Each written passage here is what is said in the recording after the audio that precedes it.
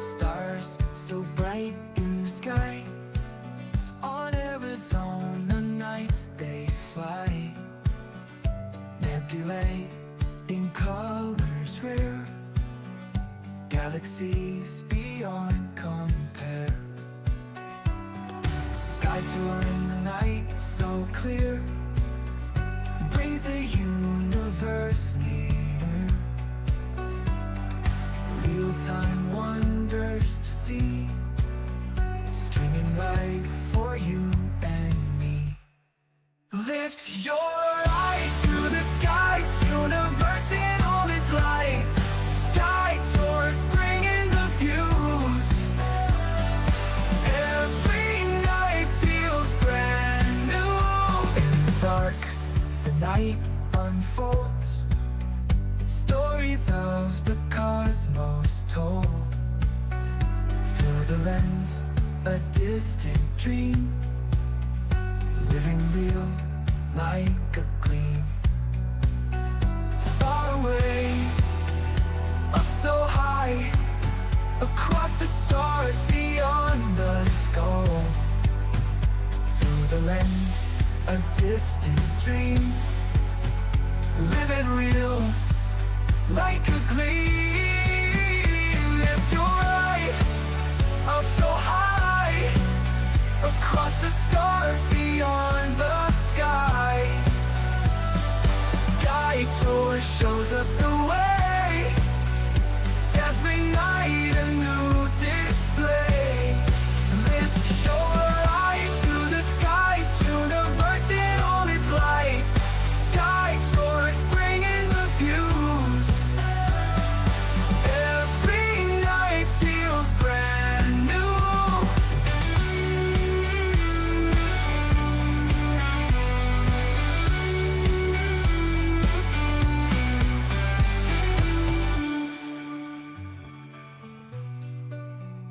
Lift your eyes to the skies, universe in all its light.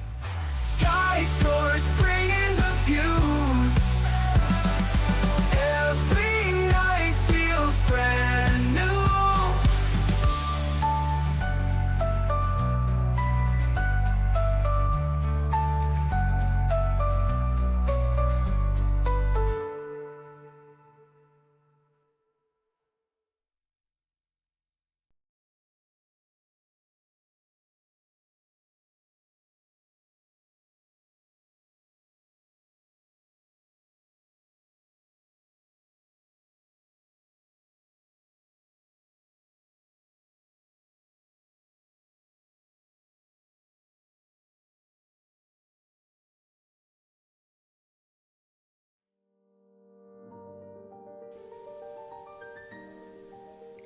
Ta-da! Hey, welcome guys. Welcome to SkyTour livestream.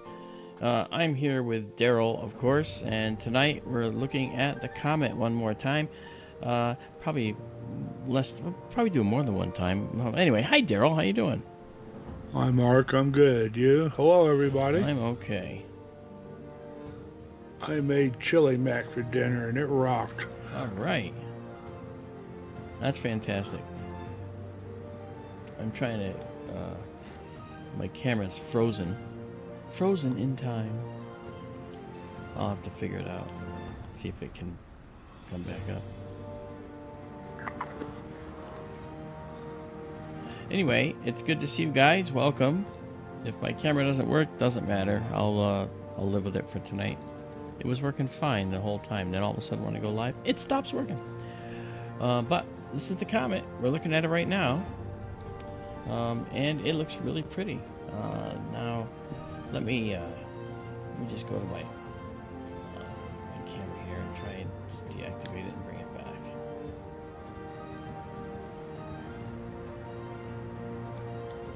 And do we win? Are we gonna win? We'll find out. Hey, we won. Okay, cool. All right. So. What'd you do? I deactivated it and reactivated it. That was for my webcam, not for this cam. So here is the Comet up here, guys. Now the thing that's interesting about this is that the other night I did a very large mosaic. I didn't want to bore you all with it, but it was in the announcement for tonight's stream. Now that was Izabela Melamed. She's from Bulgaria. You know Izabela, super fan, super tremendous talent that helps us out and does things for us. She's crazy good, and she actually beat me to it and processed the images and stuck them together, which is cool. She's going to be running this place someday. I know you keep saying that, and you know it's probably going to be true. Well, Sometimes I think she's already running this place. She's got us wrapped around her fingers. She does. She ties in all the tables of contents. She does all the stuff for us. She did the application, which will be public as soon as we can get with these folks. You know. So yeah, indeed. So what we found is that the comet has a long tail, several degrees long. I saw it tonight with my night vision system here in Connecticut, and in this image, the tail goes out to just a little bit beyond this left edge here, up there. However, there's another tail, and it's off the front of the comet here, and it's coming out toward the front here. This is called the anti-tail, and what it is the curve of this tail here, this dust tail you see right here, curving around, and we're kind of in the plane of the comet, so the dust tail and the other end of the dust tail that's swung around in a circular path back here is still visible from our point of view. So we actually see a more distant, dimmer tail sticking forward. Now I know you don't see it here, okay? Obviously it's a live view, so we have Starlinks crashing through. But when we take pictures, you'll probably see this anti-tail sticking off the front of the comet. It was huge. It was as long as the tail of the comet itself. So that means the comet's tail is deeply curved. And the reason that happens is as it goes around the sun, the dust tails is being driven by the solar wind, right? But they're particles. It's not ions. So the gas tail goes straight, right? But the dust tail lags behind because it's particles. So as it swings around the sun, it fishtails. So as it comes around the sun, where the nucleus is by the heel of my hand you see down here in the lower left, the tail of the comet can be swung around to the right and stick out. So from our perspective, it looks like it's actually sticking out in front of the head of the comet. Yet the tail is swooping around. So we're going to check that out. So we're going to try to do an exposure right now just to see. I did focus earlier, but I may want to do it again. I'm just going to try it anyway, because if you notice where the telescope's looking, it's looking well above the building here. So the comet's up in the sky above the building edge, so we have a full uninterrupted view. It's pretty cool. So we'll start. We'll do a 10-second shot. That's 10,000 milliseconds, so I put in 10,000. Okay, then we'll come out of this low light mode and go into deep sky mode here. Now the sun is still setting out there, so even though it looks dark above, so you're gonna see red. Okay, you see the comet nucleus right there. But you're gonna see some red, and it's gonna be kind of tough to see. But here we go. All right, so let me move this to where it needs to go. A little more. All right, so I'm going to drop this down. Look at that. That's beautiful. Wow. Let's color correct. Let's go get rid of color noise. I can maybe barely see the anti-tail. Yeah, it's tough. Barely. Yeah. It's here, and it's on. I'm sorry, here on the same angle apparently. No, the angle is breaking. The anti-tail is down a little bit. Yeah, a little bit. You're right. I see that. I've noticed this in recent days. The night of closest approach to Earth, I think it was, or the 14th or something, the anti-tail was in a straight line with the dust tail. It was, yeah. And that angle down has been increasing between the main tail and the anti-tail since. Folks, a thought experiment: if you take a piece of paper and hold it almost edge on, with one corner is coming out, hold it catty corner on the page and hold it so it's maybe just tipped the tiniest little bit toward you. you'll see the tail coming right out at you. That's what the dust tail is doing. Yep. Okay. I'm gonna increase my sensitivity here to 250 from 200, and I'm gonna reset and start again. And let's see what happens. I'll just also name it. Clear that because I didn't trust that one. Okay. This is Comet Tsuchinshan. Okay, there we go. Now at 250 we get a little more noise, but we're trying to look for that faint anti-tail. It's actually getting fainter though as the days wear on. The anti-tail's getting a little bit fainter. I'm surprised it's still around. I know, right? I mean, you would think that the comet would have long since passed that point past. We're like 6 days past that point. Usually the anti-tail's only visible when it's edge on to us. Yeah. This one, the anti-tail was fairly broad. Some anti-tails, they're quite thin and like a spike sticking out the head of the comet. Yeah. Really bizarre looking in the eyepiece. Let's I'm gonna do this. I'm gonna come to our histogram here. I'm gonna darken this up by approaching our average curve for the RGB. And by the way, now the comet is fully above our building wall here, so we're seeing the comet pure. Look at all the stars we can see now. It's really pretty. Let me actually, I'm gonna pump this up really high to see what else is hidden. Okay, do you see how it's dark along this edge and you've got this light part here? This light part is the anti-tail. It's still there, but it's actually fainter from the other night. Kind of interesting. Wow, that's actually pretty.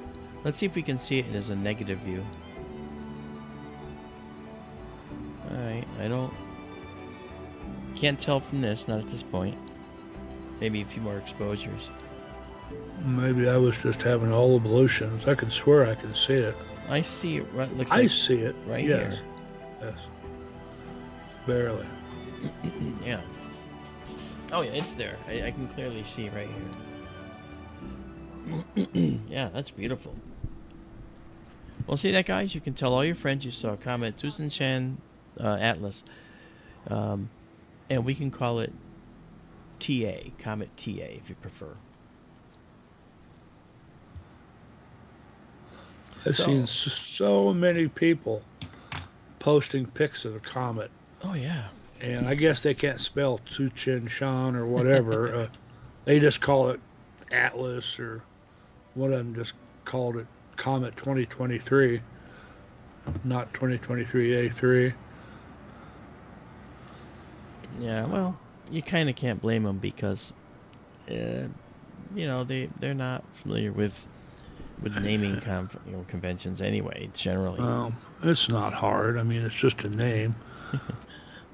And just remember, Tsuchinshan means Purple Mountain Observatory. Or Yeah. Purple Mountain, perhaps. Mm-hmm. I want to say hello to Tiffany, who's here. Tiffany was the first one here. She gets a Snickers bar. Tiffany, if I get invited back to Contact in the desert this year, I will make sure I have a Snickers bar for you. Okay, and then we have Daisy and Zoe Amethyst as a close second coming in. Nice to see you guys. Carl Becker's with us. Hey, Carl, nice to see you. Wayne Pinkham, my buddy Wayne, how you doing? Wayne is he's pretty famous for putting up videos of bears in his backyard, and doesn't live too far away from me. And Donald Kunzer's with us, and Judy M is here. Hi, Judy. Nice to see you. Then we have Everdeen 58 Mark R. That's my friend Mark Roberts. How you doing, Mark? Nice to see you, brother. And of course we have Stephen Smet, Mr. Django, from Django's Backyard Astronomy. Check out his page. Look him up. There's only one. Mark. Yeah. I bet you know this. What was the name of the ESA mission with the lander on the comet a few years ago? Oh, that was the Rosetta mission. Yeah, what was the name of the comet? Oh, that was Churyumov Chu- Gerasimenko. There you go. Thank you. I knew it was Russian. Yeah. Yeah, and the Philae lander, Philae, Phil AE. Philae actually got stuck in a crevice because they when the comet was supposed to be landed on, we didn't know what the surface composition of the comet was. Okay. By the way, now you see the anti-tail very clearly. We had to let a few more come in. See, very, very clearly, and it's broader than in previous nights, which is interesting. Now, if you just imagine that as a swirly, okay, it's like a swirling, like this is swirling around like this and then down this way. That's what it is. Okay, and that dust tail's again driven by the solar wind, so it lags behind, being that it's particles of dust rather than ions, which are literally ionized atoms. So obviously the weight difference is crazy small. Okay, so let's do this now. I'm gonna turn the music down in case someone thinks that's a little too high. Maybe it may very well be. Finish saying hello to everybody. Okay, and now Sam asks, hello, Sam. Nice to see you. Cosmic Rays with us. Jeff Penn, hey, man. And we have Corey Williams. Hi, Corey. Nice to see you. Corey. You know Corey? I didn't see Corey. Oh, yeah, Corey's in there, right there. Okay. And then I know that we have a few other folks. Cindy Murphy. We know Cindy. You know, Cindy's amazing. She's been with us for years. And I just love how people love to watch the stream. And yeah, it's sort of like a television show in a sense, isn't it? I mean, I'm not trying to elevate myself to something crazy, but it's sort of like that because it's live astronomy. You're seeing this thing live right now in the sky. This is live. This isn't a photograph put up. We're watching it live, and every now and then you'll see a satellite trail go through, you know, which is kind of like, But, yeah. So, Tim F. is with us. SMA Sky's with us. We have also Raul Bobadilla. Hey, Raul. Nice to see you again. Alice Pooper's with us. Rockstar is with us. What's going on? Gary Blevins. I know Gary. I bet Gary. Gary has got a really dark sky site where he lives up in Lyman Lake. And that's pretty cool. Podcast UFO. That's Martin Willis. You guys, if you don't know Podcast UFO, you got to check it out. Martin has the coolest guests on. And not just because it's me once in a while, okay? Truly. He has really cool guests on there. He has a lot of good gets. Right? So you got to check him out. Martin Willis, Podcast UFO. He's on YouTube.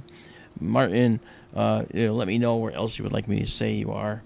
But, and of course, his amazing girlfriend, Donna, is just incredible. And they're watching from South Carolina, which is where he moved from Maine. And so let's see now. Tricia Ferreira is with us. Hi there. Francis Palmer. Manuel Rodriguez, how are you?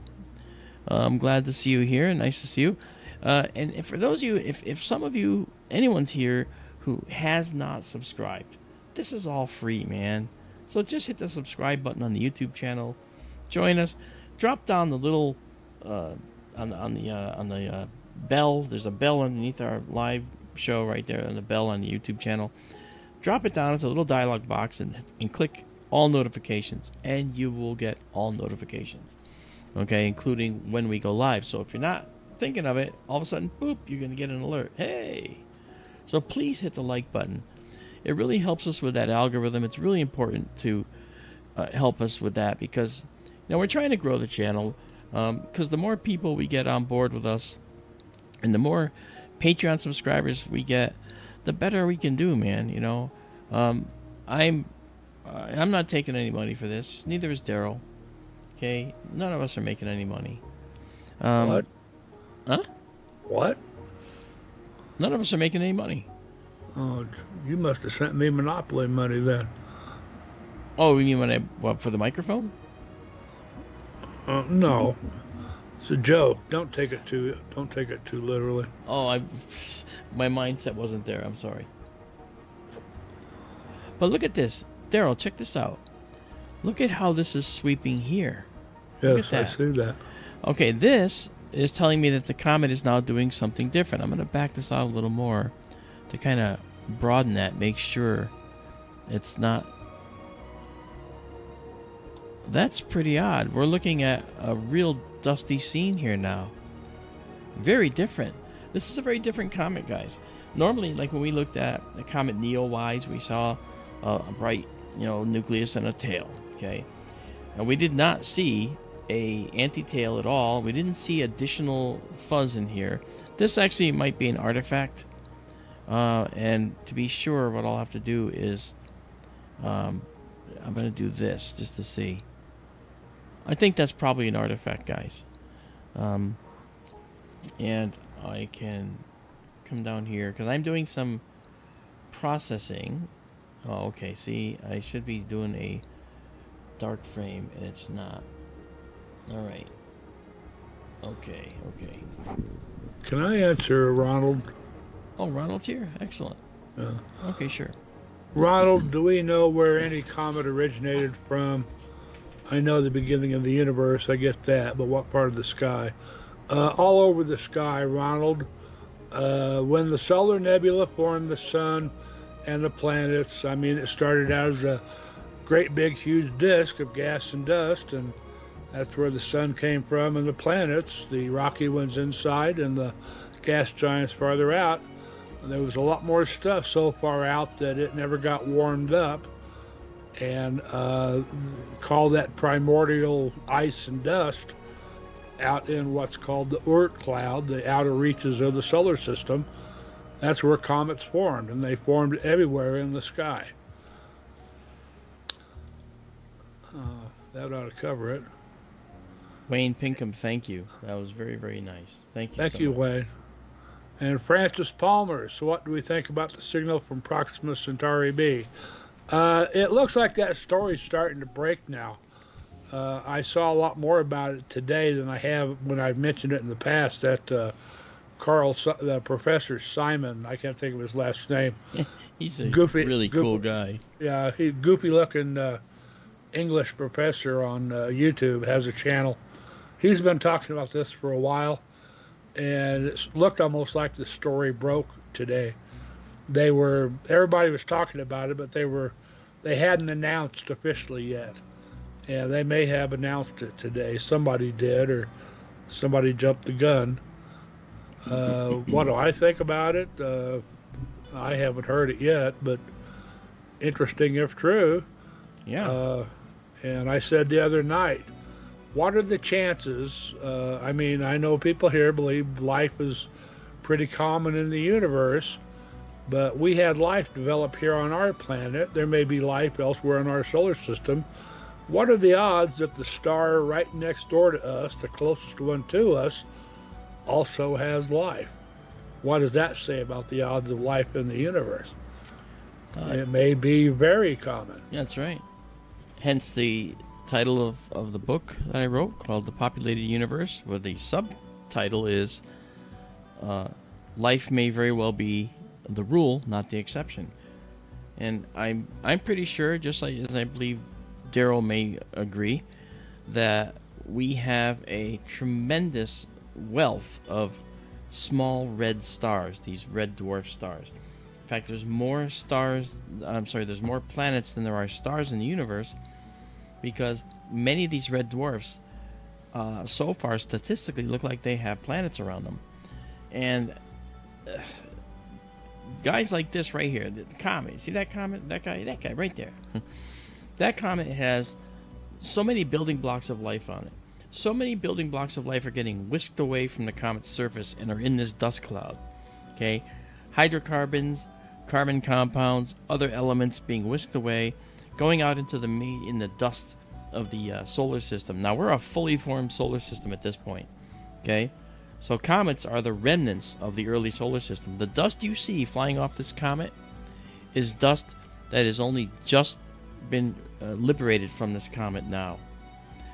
That didn't happen the last time it was here, otherwise we wouldn't see this particular dust. This dust was liberated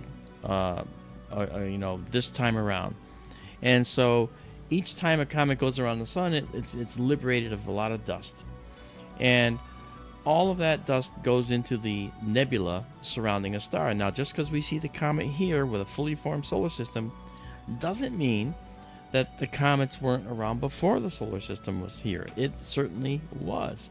As the solar system formed, among the first things to form were these comets, and what they call the realm of the comets, these spherical clouds around the star would form. And then when nearby stars would go by, they might tug a little bit on a cometary piece of ice like this, and it would send it on this long journey toward the star. It would spiral around. There was already a bunch of stuff moving in a disc-shaped path around the early star, and the comets would also bring some water, but a lot of hydrocarbons and carbon-based compounds, and inevitably they would strike those forming planets and leave behind tons of stuff. Now, the Earth has been struck probably billions of times, or even hundreds of millions of times, actually, in its history at least. And so by comets or asteroids over time. We just found yet another asteroid strike scar in our deep ocean. Now, we know about the Chicxulub impactor off the Yucatan Peninsula, but this one is in the Atlantic Ocean. Far out in the Atlantic, there is a asteroid impact scar deep under the ocean. Is that the one off the coast of Africa? Yeah. Yeah, I saw that. Yeah. So we're now, only now are we being able to, or getting the idea that the universe has got an awful lot to hide, and the Earth itself has plenty of things to say if we would just look in the right place. And looking off the coast of Africa, we see it, you know? Ah, yes, deep sky event. All right, Ronald is here. I saw you earlier. Nice to see you, Ronald. Thank you for coming. Ronald's one of our top patrons, I just want to add. The story I heard is some think the comet off the coast of Africa might have been contemporaneous with the comet, with the asteroid comet, whatever, that caused Chicxulub and the demise of the dinosaurs. That it might not just have been one comet hitting, and that would not be unusual, comet or asteroid. Yeah. It's like the Upper Dryas impact. The people argue about whether it happened or not. It wasn't just one body; it was a number of them. Yeah. Some hit North America, some hit over in the Middle East. Blah blah blah. Mm-hmm. Yeah, very, very cool. So, guys, like and subscribe, man, because, look, you don't get this anywhere. Nobody's doing this stuff, you know. No one's showing you live astronomy. We're just doing the comet now, but as the comet gets lower in the sky and the view gets less and less usable because it gets too low in the sky, we'll switch to other objects. But it's 7 o'clock right now, and in about an hour and 15 minutes or so, the light from the moonrise will start. But the moon is already waning. It's getting smaller in its phase. It's on the backside of full, so it's going to, not be as bad as a full moon. But look at this. Isn't this beautiful? There's the anti-tail, that thing I was telling you about, right? And and look at the angle it's at. See that?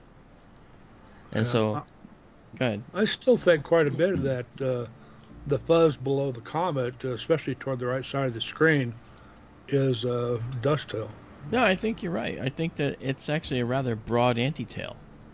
What's interesting is it wasn't as broad the other night, if you recall. Yeah. So what I'm thinking is this tail is starting to actually swing back the other way and maybe get dispersed a little bit more. I'm not sure if that's what's going on. It really is just celestial mechanics figuring out what those particles are doing. But look at this. This is beautiful. I'm going to save this right now. This is 33 images. And this is, I believe, this is just a 10-second picture. I'm going to go for a 20-second shot. Let me first save this. No, I'll do 25 seconds. And I want to see if we can bring this in a little bit brighter. This is a 10-second shot. Not bad. Hey, old school. How you doing, man? Nice to see you. Ronald asked a question about a small moon. I think he said that. Yeah. That's that same small moon. Yeah. It temporarily started orbiting the Earth. It's going to go away. Ronald, it's only 30 some odd feet across, 37 feet, yeah. and it's way, way out there. It's too small for us to pick up in a telescope. Yeah, we won't see it. You need a large professional telescope to see it at all. Yeah. All right, I'm doing a 25-second shot now of the comet. And I'm going to see what that looks like. That's the dual shot where we actually change the intensity midway through. It'll do that to us. Let's see what we get now. Gary Blevins has a question for you. Okay. All right, 1 second, guys. Let me pull that down and fix the color. Oh, my mistake. I said 25,000 and I went to 20 milliseconds. I wasn't supposed to do that. I'll have to suggest to Robin that the system doesn't necessarily listen to me. Alright. Gary says, Mark, is there evidence that there was a previous star in the area of space and that our solar system, in this area of space, our solar system was created from the remnants of that previous star's death? Okay, first of all, to answer your question, yes. But to also answer your question, no. Okay. Yes. I'd be surprised if there wasn't. No, I know. The bottom line is this, Gary. Yes, there was a previous star that is responsible for what happened here, okay? But not just one star. Many, many, many thousands and hundreds of thousands or even millions of previous supernovae are responsible for all the material that you're made of and that was made in the stars that was then liberated in a supernova. They ended up in this area of space where they swirled around the sun. The sun acquired enough hydrogen to start fusion, and its retinue of planets were formed out of the remaining debris, physical debris in the solar system. And that's precisely what happened. So yeah, in effect, yes, there wasn't just one star, but many stars that are responsible for why we're here and why the solar system's here.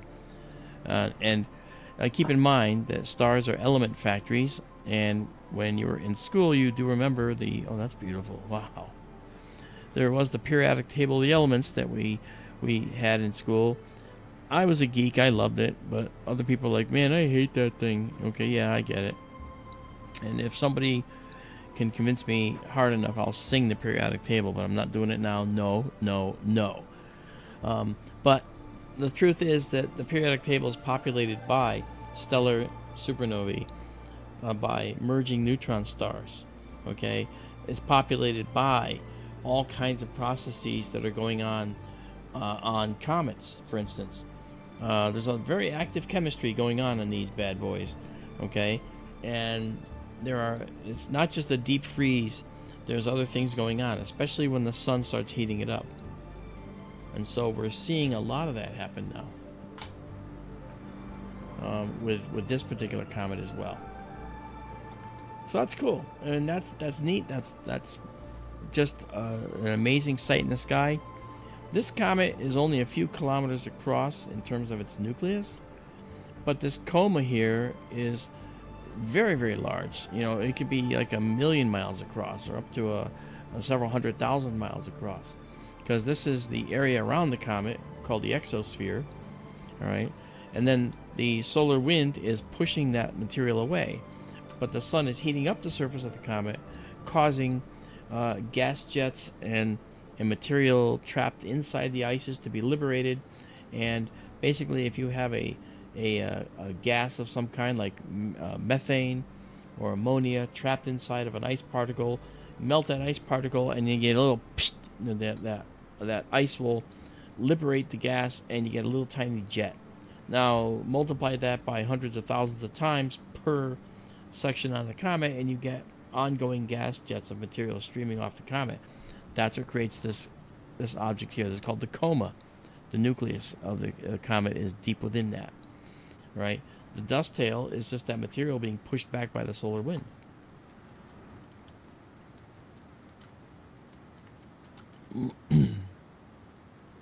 So let's see what's going on. Let's see what else. Gary, no problem clearing that up for you. Francis Palmer, the comet's going about 640,000 miles an hour. So not too fast. Where'd you get that number at? I got that number on where I got the comet's orbital elements to stick them in stellarium. Okay. I got that number. So here is. I'd heard about 1 million. Okay. Well, here is the comet in stellarium. Million a day. So you said how much an hour? 630,000 miles an hour is what I got on that site. An hour? That's a lot. Multiply it by 24 for a day. I'd heard about 1 million miles a day. Okay. Well, I'm not saying the site was right, but the elements are right.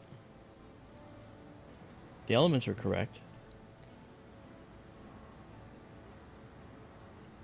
Because obviously it was, because I got it in the view. So the elements are right, but the that number might have been wrong. 645 an hour? That's what it said. That's about 15.5 million miles a day. That's a lot. Well, if it's far away, I mean, how far away is it? You know, go to the Skylight. Go to the Sky Live and see if they give you the number. They might give you the number too. I got my hands full here. Okay. I mean, 15.5 million miles a day, that's cooking. I think the comet would disappear in short order. Yeah. Well, that's the number that I saw on the site, and I can't calculate it because I don't have all the data. But so I left that to them. But that's the number I got. I saw. It's not. It may not be right though. So I'm okay with you finding a corrected value. Creamers, no, this will not be as bright as Hale-Bopp was. I mean, it was bright when it first passed between Sun and Earth and when it came closest to Earth, but I don't think it's nearly as bright as Hale-Bopp was. I was thinking about this today. Will they call this a great comet or will they just call it a good comet?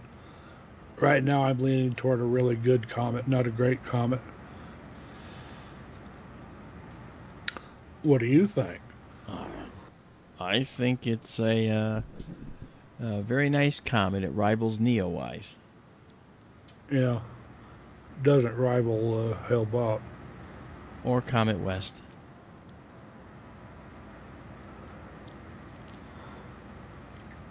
Ronald asks what keeps it going. Ronald, momentum, angular momentum is what keeps it going. It's the same thing that keeps everything else going. It's moving, and an object in motion tends to remain in motion. Yeah. That's all. Angular momentum, it picked up as a creation of the solar system, and it picked up speed as it fell toward the sun and Earth, and now it's moving back out, and it's losing momentum, but it's still got tons of momentum. Momentum is calculated by multiplying the mass times the velocity of the object. So as it's falling into the sun, it's getting faster and faster and faster, so its momentum goes way up. Its mass is actually getting smaller as it approaches the sun, little by little, because this is all mass we're seeing driven away from it. But then as it goes around the sun, as Daryl just said, that momentum is being more than enough to carry it. And some comets actually hit the sun, and the sun doesn't even blink. It just goes bloop, and then they're gone. Sometimes as they're going around the sun from our point of view, they never come out, meaning they hit the sun or were destroyed by the sun and rendered into just atoms, what's left if they could make it around the sun. Nothing visible at that point. Several people in chat say 180,000 miles an hour. Okay. Yeah, Cosmic Ray mentioned that too. I don't know. I heard 643, and I'm wondering if that was on approach at max.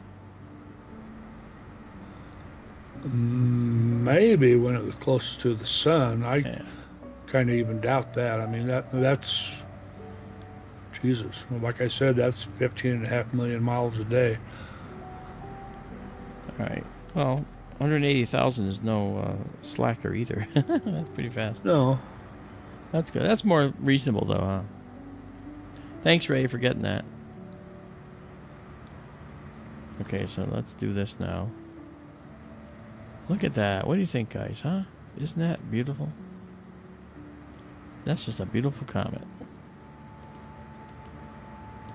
I decided to go with a slightly longer exposure because it can bring out some of the colors that might be hiding there. These aren't necessarily the correct colors, but what I want to do is I'm going to move the nucleus, out of the frame. We're just going to look at the tail and see if we can see any detail in that tail. All right, so we got 22 shots here. I'll save it here. Save exactly as seen. All right, now I'll clear it and say no, but I'm gonna, and we'll be back. And now what I'll do is I'm gonna go into our low light mode. Okay, there we are. That's a low light mode.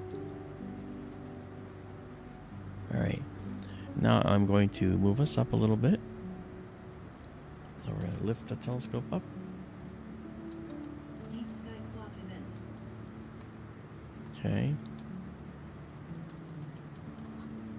And then I'm going to move us to the east a little bit.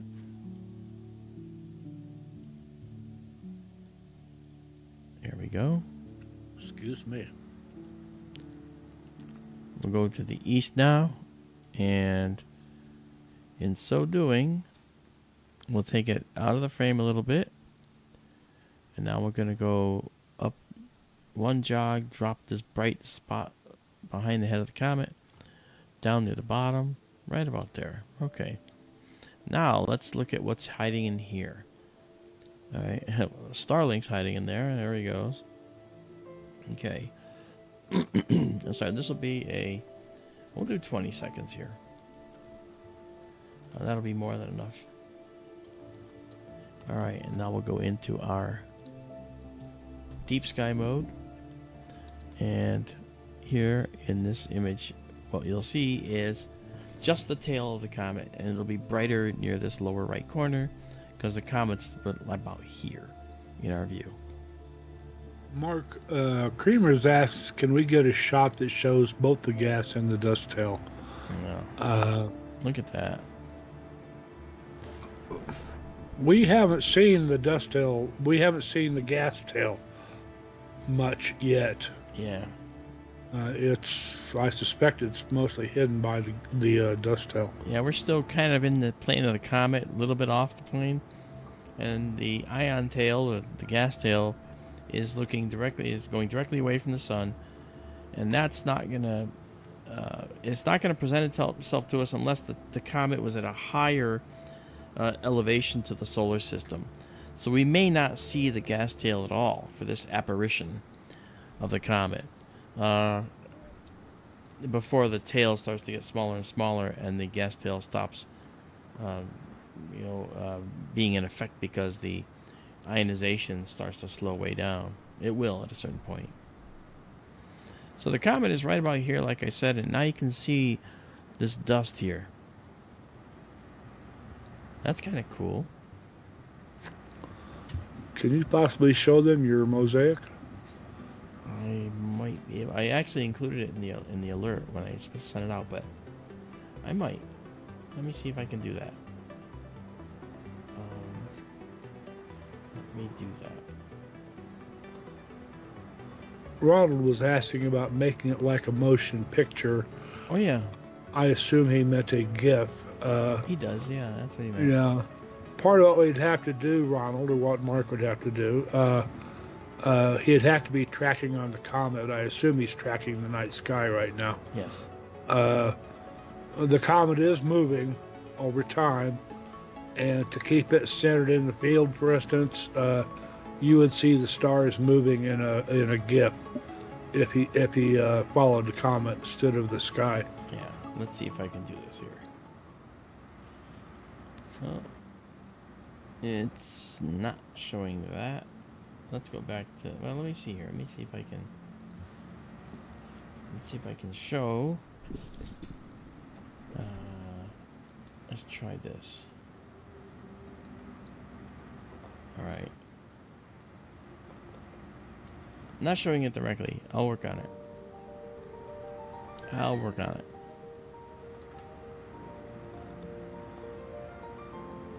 Didn't mean to distract you. Sorry. No, not at all. We're waiting for we're waiting for the tail to come in. This is fine.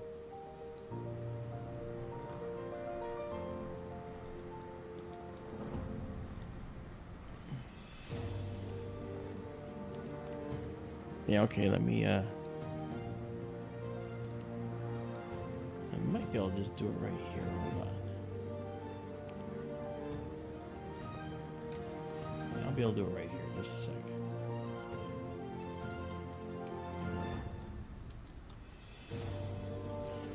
Okay. That's what I want right there. All right. Okay, this is our Comet mosaic that I did the other night. Look how many frames I took. Here's the anti-tail. See this thing right here? This right here is the anti-tail, going all the way to that lower right corner. Again, that's that swirling tail, the regular dust tail, swinging around in a circle, going far behind. And this is the dust tail here. Notice how it seems to fade off and feather off like this over here. That's common with these.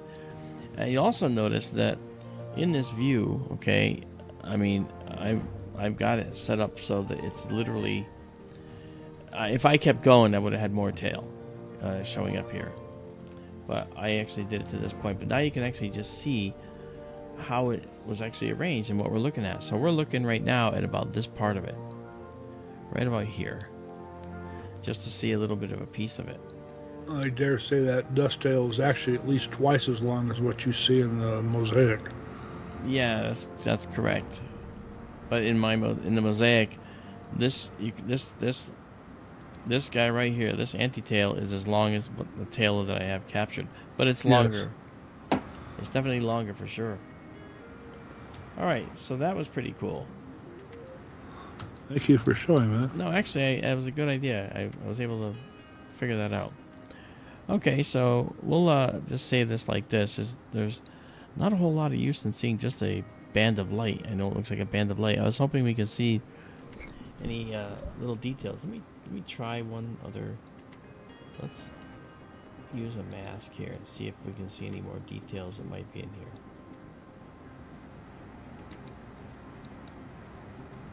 Yeah, there's no relative detail that we can see in here at this point. Okay. Either way, that was pretty cool. Alright, so I'll save it one more time, and then we will move back to the front of the comet. JSEO, how you doing? Nice to see you. Elisha's here. Alicia Vieras? Yes. Nice. She made it. She said she might drop in if she could a little while. Where's Darlene? And I don't want to get Darlene mad at me. And she's like 10 years old and she's like an archery star now. So we got to be careful around her. Don't make her mad. All right, let's get ahead of this, and we're gonna come back to our low light shot for a moment, and then we're gonna go back to the head of the comet here. All right, maybe what I'll do is I'll put the head of the comet here so we can see the anti-tail where it's going in the other direction. That's a good idea.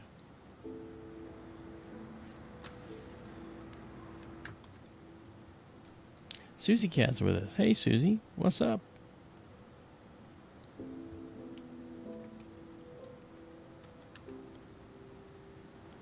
It's nice to see you, Susie.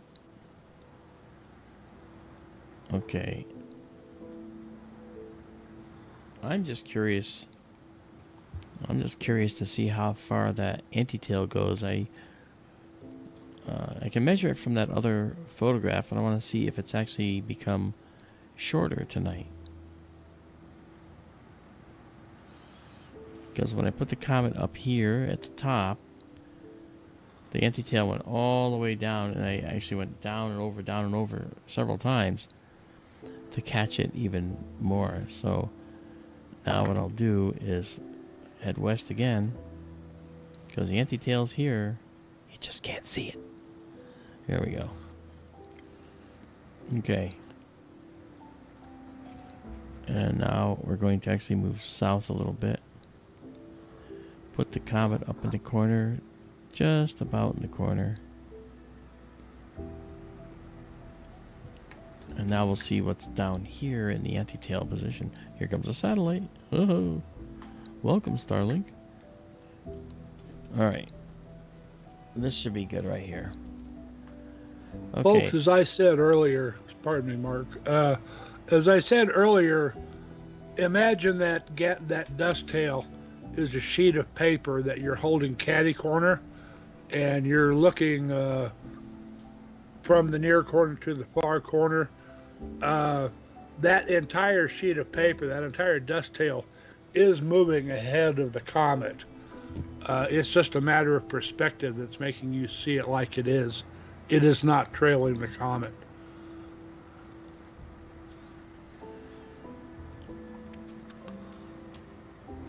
Wow, look at that. Uh-huh. All the way down. What you're saying that you think is trailing the comet or pointing to the lower right is actually just coming out of the page toward you, out of the screen.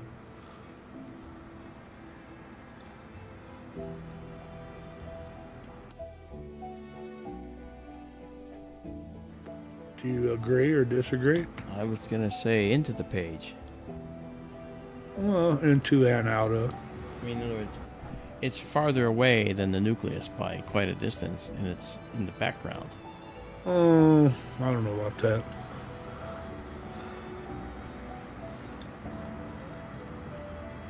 From our perspective, I don't see how it could be anything else. Let me color correct this. There we go. Look at that. Zoom. That's cool. So that's the antitail, and it looks just beautiful. It's a little thicker than, it looks thicker now, but this is something that's been very obvious with this particular comet. And the fact that we still see it is actually kind of rare.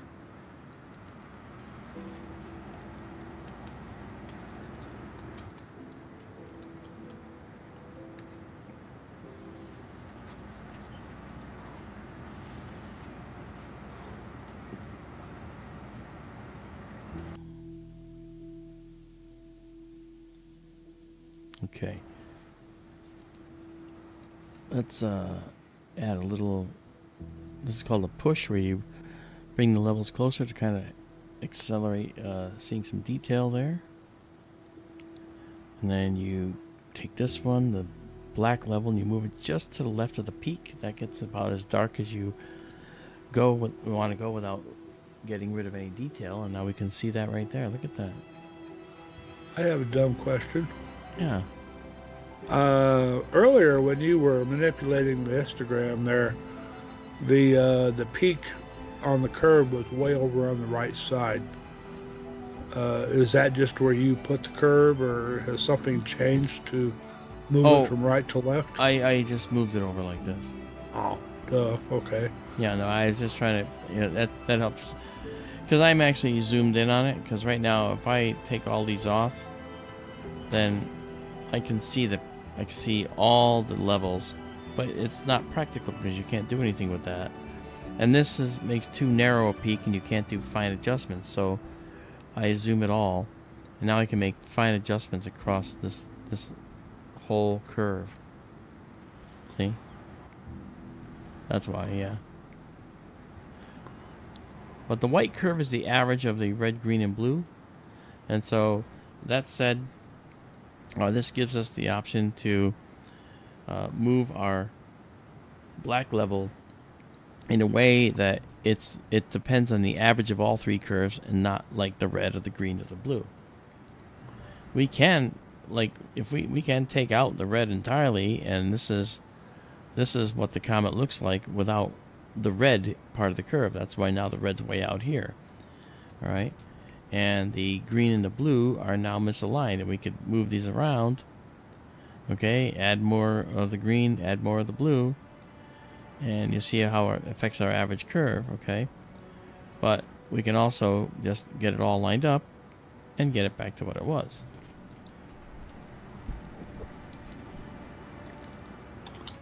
But look at that anti-tail sticking way out there. And look at all the stars. This is what happens when you don't have anything obstructing our view. It's beautiful. Very, very nice.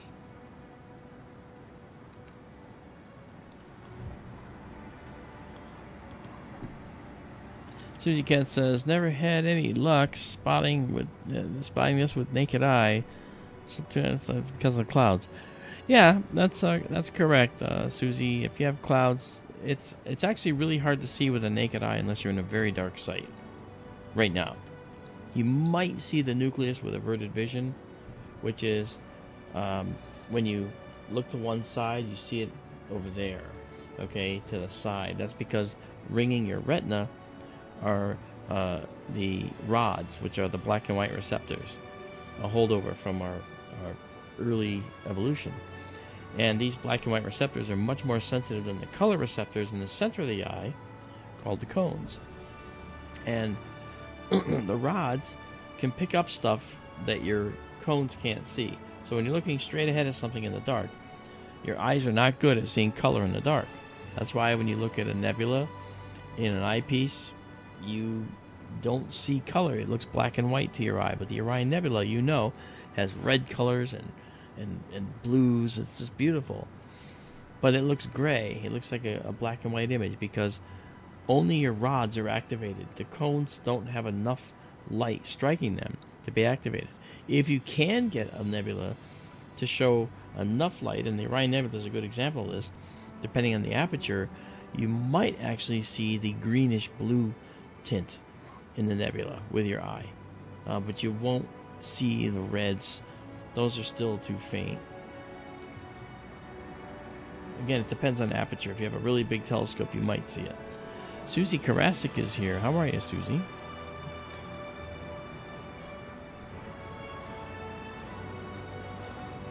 Really shows up even yet.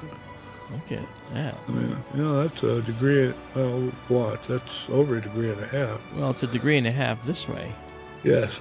So that's longer. Yeah. Yeah. The diagonal. We're looking at about 1.75 degrees. Yeah. And this is 1 degree here by 1.5. The square would be times the square root of 2. Yeah. 1.414. It's probably more than that here.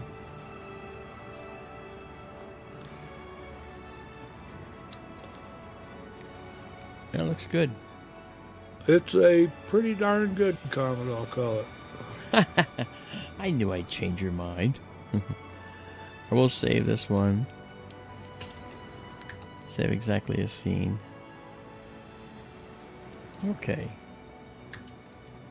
So we've got the back tail, you got the anti-tail, and the head of the comet. Let's actually go back to the head of the comet now and bring that in. Let's go to our low light mode here. If you guys are having a good time, let me know. I'd like to hear from you, see what you're thinking. Robert Waters is with us. Hey, Robert. I'm liking the attendance tonight. Everybody's happy. Okay, let's bring this down into our field of view some more. Kathy Pernasek, how are you? Marco, how are you? All right, and now let's just head out to the east.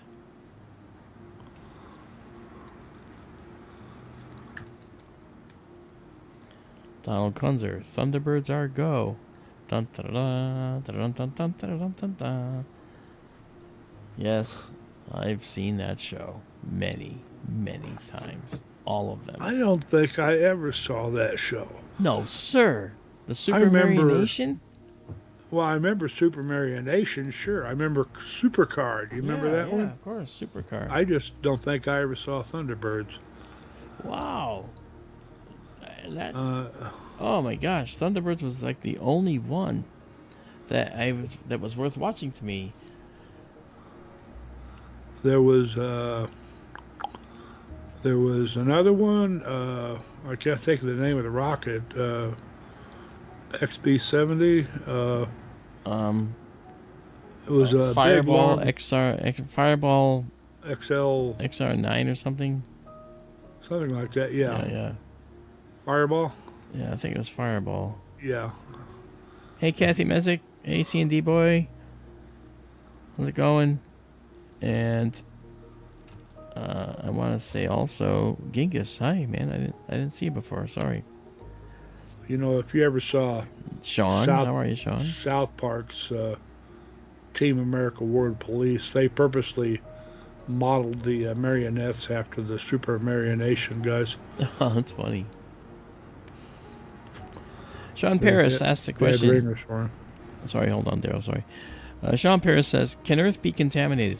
Actually, that's a really good question. The answer is, in all likelihood, no. The sheer volume of material wouldn't be enough.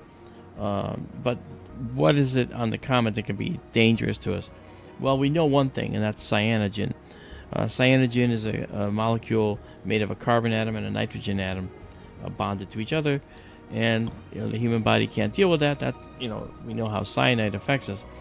But back when Flammarion was a famous astronomer, he made a suggestion that actually started a controversy. Panic almost. Yeah, he said that if the Earth were to go through the cyanogen, because the comets are streaming cyanogen off the comet, there's cyanogen ions.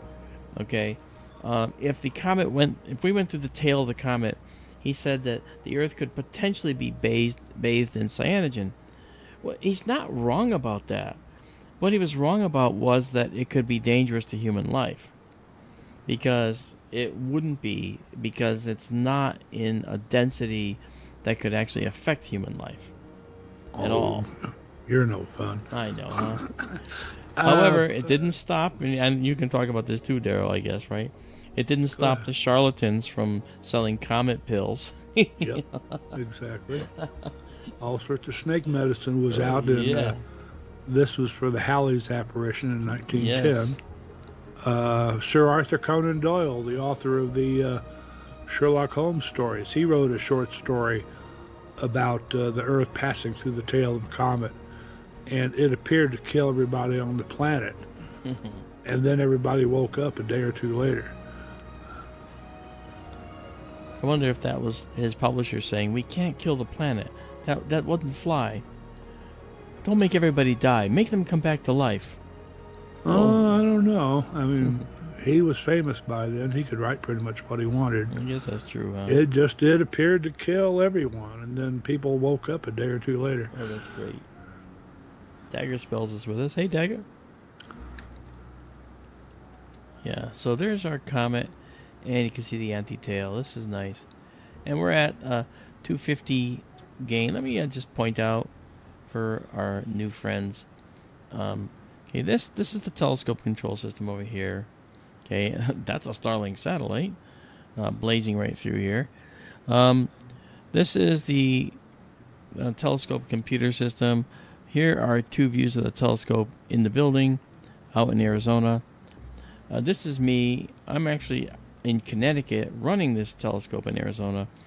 This is our stack view. This is a view where we take an image, take a second image, and align it with the first, and then lay it on top. And we just build an image sandwich. The more images we stack, the less we see this modeling of the imagery, the less noise we see in the image. And that's all very good. Okay, over here we have the most important two fields on this whole screen, and that is exposure and gain. Gain is the sensitivity of our sensor, and exposure is how long we expose that sensitive sensor. And what that does for us is that makes sure that we can do a play one against the other. You know, for certain amounts of, for certain images, you want to do a longer exposure at a lower gain, and for other exposures, you want to do for other things, you want to do a very high gain exposure. And right now, all we want to do is we want to do kind of a middle of the ground. So for 15 seconds, we're going to do 250 gain. Now, I could drop that down one to 200, and we'll clear this and start over, and we won't have as much modeling in this. Well, not as much noise. And that's actually also very desirable. Getting rid of noise is very important.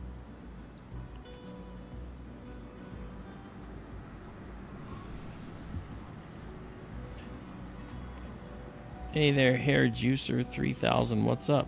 Nice to see you. It's a heck of a name. Dan Norton's with us. Hi, Dan. It is. Dan Norton says, can we see the comet from California without a telescope? If you're in a very dark area, you won't see this, okay, per se, and that's my guess. What you might see is, let's see if I can simulate it here. You might see in a dark area, you might see something akin to this, but kind of whitish, a little bit dimmer than this. Okay, you won't see this whole expansive tail unless you actually have a very, very dark sky sight, and then you'd have to use averted vision, where you kind of look away a little bit and let those rods in the edges of your retina pick up the faint detail. But it's visible. It's visible. C&D Boy says, wow, what a view. Yeah, it's really cool.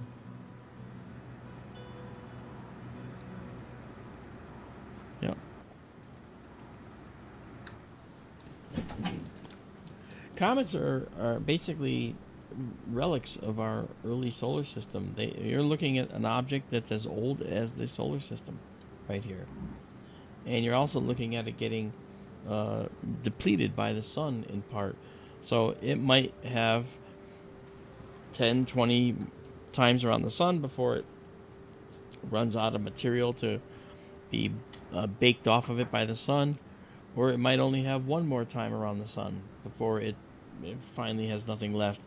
We saw that happen with a comet that actually ended up hitting Jupiter. And as it started to approach Jupiter, it broke apart into many little segments.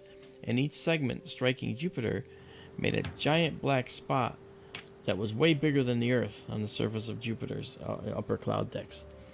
So, Shoemaker Levy 9. I was watching it when it hit. Me too. I watched it happen, and I had a telescope outside, and I was watching through the eyepiece, and I was waiting for that first dark cloud to come around, because it happened on the far side of Jupiter. We couldn't really see it, but then when it rotated around, we saw the scar of the impact, and I literally saw this black amorphous spot on Jupiter, many times the size of the Earth compared to Jupiter. And that was just incredible. The amount of energy required to do something like that is just crazy. Yeah. I was watching it at the time the first segment was supposed to hit Jupiter, and at that time it was on the far side of the planet, you know, behind the edge of the planet. Wasn't supposed to be directly visible. Yeah. It rotated into view later, but that moment it was due to hit, I was watching. And I could swear I saw just a momentary flash. Like, I'm sure you could have. I don't see why not, because it could have been It could have been translated through the upper cloud decks of Jupiter to the other side. And that's what you see. Just like, and why would it make a flash? All right. Well, it's moving very quickly. And so it has a lot of what's called kinetic energy, energy of motion. All right. The formula is 1/2 mv squared, mass times the velocity squared. Never mind that. But understand that if you have a very, very high value and you slow it down immediately, then that high energy has to get converted to something else. Well, it won't get converted to any other type of energy other than thermal energy. And a high amount of thermal energy means you have a bright light. Okay, like a fire kind of a thing, right? Well, thermal energy, bright light, it'll make a flash. In January of 2019, we were looking at a lunar eclipse here at SkyTour Livestream. And live on camera, a meteor struck the moon at the height of the eclipse. You were with us, Daryl. Yep. And we saw this flash appear on the lower left quadrant of the moon. At first, I thought it was just a video artifact from the video camera. And then other people had noticed it and said, wonder what that was. So checking later on, we discovered a meteor had hit the moon right at that time. So then we had to say, well, be careful. Where did it hit? Well, it hit that lower left quadrant. Somebody in chat reported it before the stream was over that night. That's right. And we went back and found it. The point being, folks, I mean, those comet fragments impacting Jupiter were like huge thermonuclear weapons going off on Jupiter. Great, great big ones, bigger than anything here on Earth. And the light and the heat created momentary flashes when they hit. The impacts themselves lasted for weeks or months. I remember in 1908, in Tunguska, Siberia, what looks to be a small comet entered our atmosphere and exploded way up in the upper atmosphere. Once you get above 30,000 feet, you're above half of all the air on the Earth. Okay, and so once you get up higher, it becomes much more tenuous. But as you're coming into the atmosphere at, say, 30,000 kilometers an hour, which is roughly what these comets would strike with, it's like hitting a brick wall. And so it explodes high in the atmosphere. And this particular small comet, apparently, that struck us, and I'll tell you why we thought it was a comet like this, okay, but smaller, was such a brightness that, and such a thermal pulse that it burned the shirts off of people 40 miles away from the impact site, and it was strong enough to blow down forests below the impact. Where the shockwave came down, okay, it came down and spread outward and flattened trees for thousands and thousands of acres around that overhead point where it blew up. Now, the reason that happened is the same kind of thing. Like in an explosion, right? It goes everywhere, right? Spherically, but it's moving forward. So you're going to have a large vector that's going to move into the same direction as that force, and then you get force translated directly downward, and that's what blew those trees flat. And for years, it was such a remote area, they couldn't get to the area to check it out. When they finally got there, they found giant trees 22 inches in diameter that were just snapped by the force. And this is the kind of force we're talking about for a small comet. This is why we have such a large presence now in our government that's looking for little or large impactors that are going to strike us. And there's a list called the Sentry List, SENTRY, the Sentry List. And on this Sentry List are objects that pose a danger to us. The asteroid Apophis, which is going to be here in a few years, was initially thought to be a danger, and it was put on the Sentry List. It is no longer on the Sentry List. It's not a danger. Oops. That's okay. So whenever we find a new comet, we always look for the orbital elements, the factors which determine its exact orbit. This is why the Atlas project was one of the discoverers of this comet. Atlas is, somebody said what it was the other day, and I forgot already. Yeah. But it's like the last line of detection before something hits the Earth. That's right. That's what it was out there looking for when it found the comet. Along the lines of what Mark was saying about Tunguska, it blew down hundreds of square miles or kilometers of trees around it. The purported Younger Dryas impact I've talked about before. Oh, yes. There's a place over, it's underwater now. They built a lake over it, but a place called Abu Huraira, which is in Syria, just south of the Turkish border, not far from Göbekli Tepe, in fact. A comet or an asteroid supposedly exploded in Earth's atmosphere, and it was such a violent event that like it went off like a giant flashbulb up in the sky, and it instantly incinerated the village and everybody and everything in it. They said temperatures would have been like 4,000 degrees Fahrenheit. Everything they found was coated in molten glass. And that's what a comet impact or asteroid can do to you. I wanted to point out something too, Daryl. Notice the antitail now is not off of the nucleus anymore. Now it's down here. Oh yeah, I mentioned that earlier. Yeah. Well, it's a shift. It's not just the. Did you mean this angle here? Not pointing down like this, but. Yes, or both. Yes. Okay. I mean, you see the upper edge of the antitail is lined up more with the center of the head of the comet now, or even slightly below it. Yeah, it looks like it's moving. And then there's also a bit of an angle between the main tail and the antitail. Yeah. Pointing down. When that SOHO image was taken of the comet's passage in front of the camera on the SOHO instrument, you could, if you watch closely, you could see a line coming down from upper right, passes the sun, and moves down to the lower left, and that was the plane of the comet. And at that time, the antitail actually had a little bit of an up angle to it compared to the main gas tail, and now it's dropped down below it. I want to say Manuel Rodriguez asked a question, when is your next stream? When the moon is out, we tend to be more sporadic. In other words, when the moon reaches waxing gibbous, we're 3/4 full, and then full moon, and then just after, we tend to be a little sporadic because the moonlight is very bright, and even though we have filters to counter that, it still affects our imagery, and I only want to give you the best. Now, all these pictures we're taking will be yours. All you have to do is go here, skytourlive.org, and on skytourlive.org, you can actually take these pictures down and look at them. So, in other words, if we save this, I'll show you. I'll still answer your question. I know I haven't yet.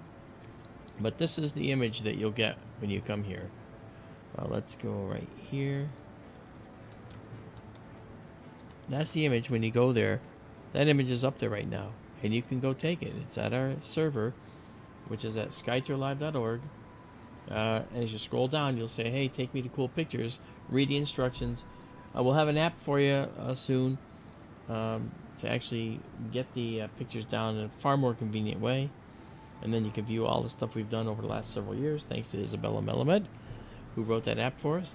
And but right now, we're just doing. We have to have you just go to the server right now. For now, as far as the next stream, when the moon is in the backside of its cycle or early in its cycle, we try to go every other day.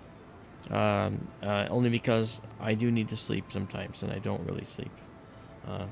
I am an astronomer, so I am up at night most of the time, but I also am human, and I have to do stuff during the day as well, so I do need to get some sleep.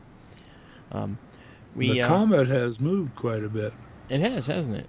See how elongated the head is now. Yeah. I'm going to clear this. I'll save it and then clear it.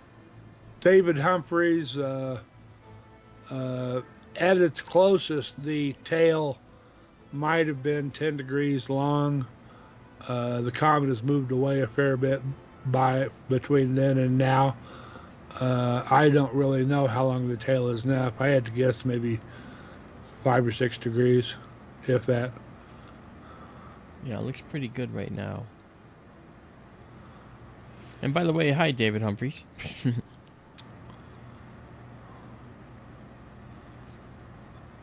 And Goblin's with us. Hey, Goblin. Did you start another exposure? I did. Okay, because the comet's nice and the nucleus is round again. Yeah. I want to do like... see, I went down to 200 on this. Lower the gain a little. I'm going to take a series now of shots so we can animate this and show people, you know, how far it moves in a certain amount of time. So I'll do 5 shots, okay, and then I'll save it. And then we'll clear it, and we'll do 5 shots again. After a few minutes, we'll just keep talking about it, and then... Alright, there's 5 shots. It's neat to see it moving. Now, you know, spaces in the universe are dynamic. Things are changing all the time. So, when we look at...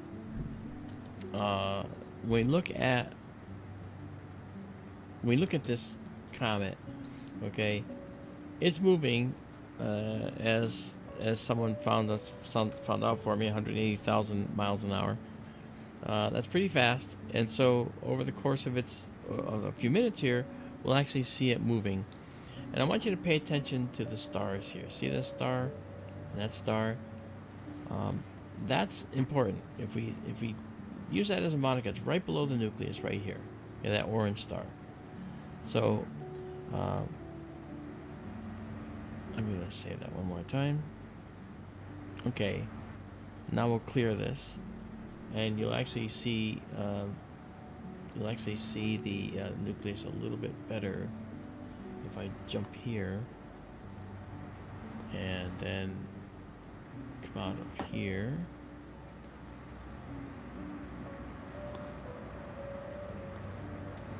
Okay, we can get out of that. Go into our low light mode.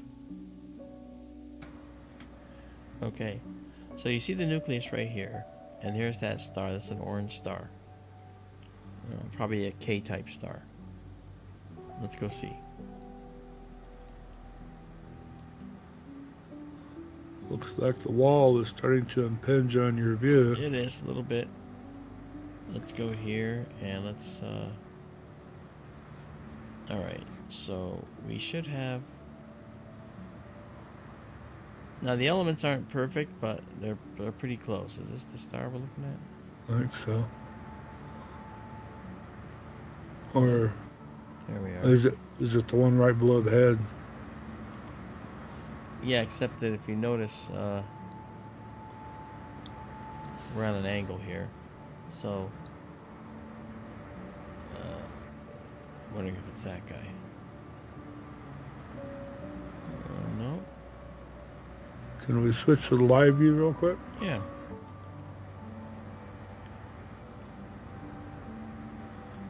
So that's live. Yeah, then go back to Stellarium. Dot. Yeah. No, I think it's the one really close to the nucleus. Oh, there it is, right there. That's what I said. I didn't know. I thought you were talking about the other one. I'm sorry.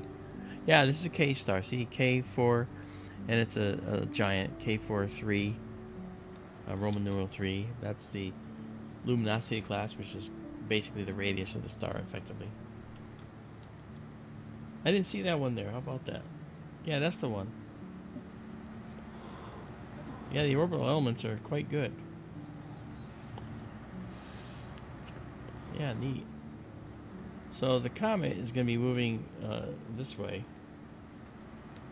some angle away this way,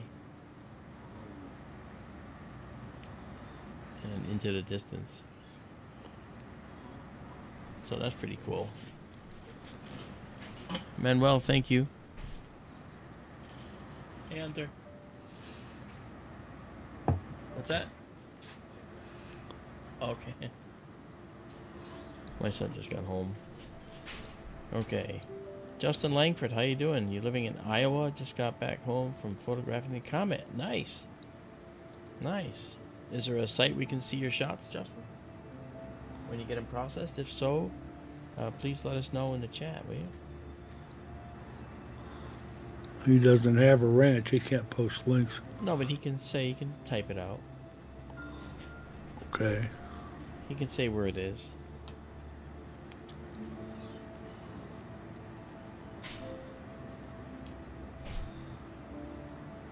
Alright, I'm looking at this right here and thinking this K3 giant star here, we are saying it was underneath the nucleus directly. The nucleus looks like it's going this way. Yes.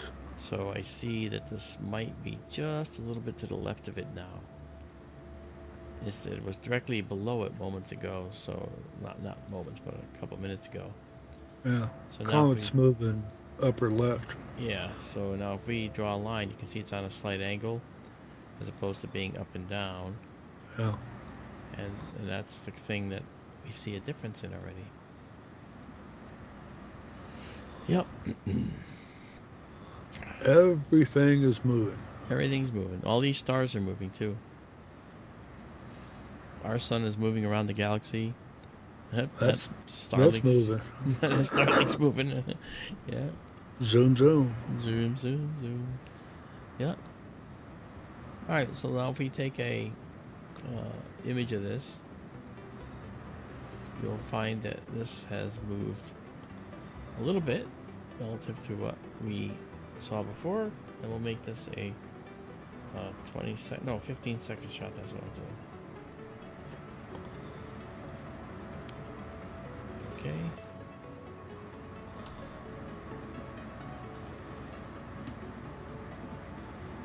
There we go. We're gonna leave our low light behind, go into deep sky shot.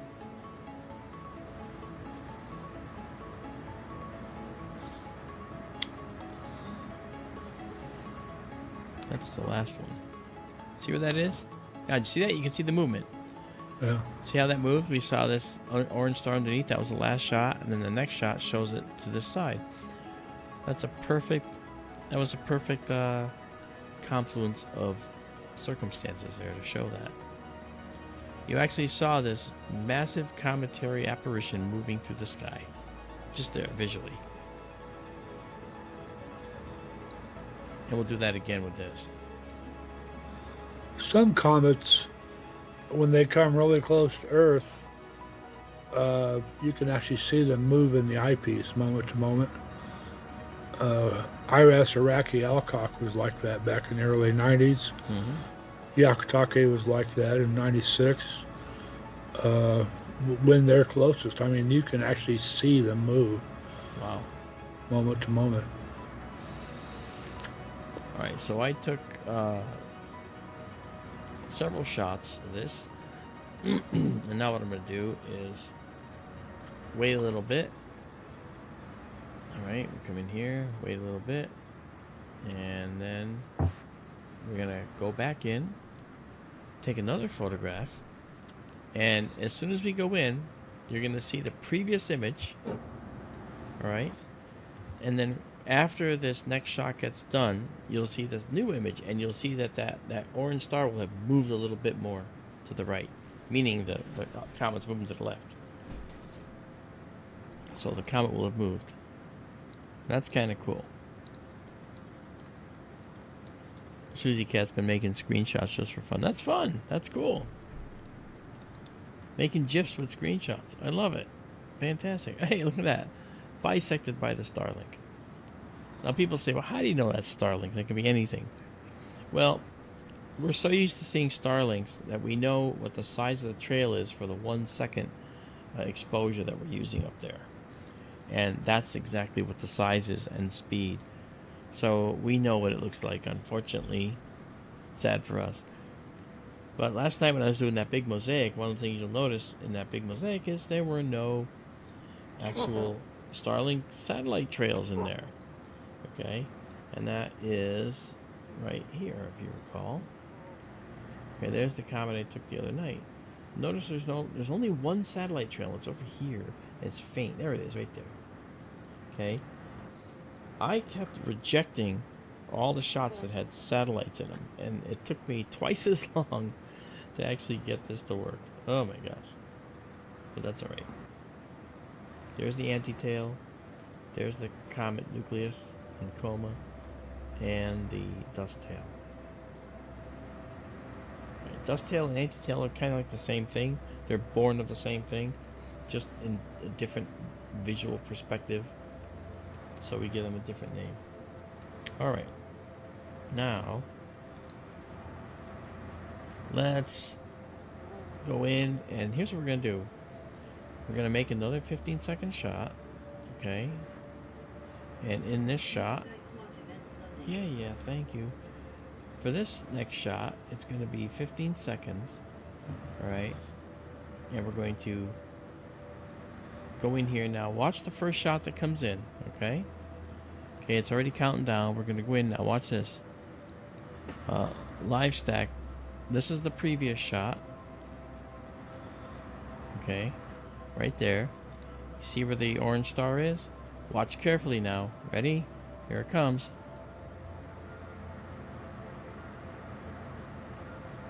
Boom.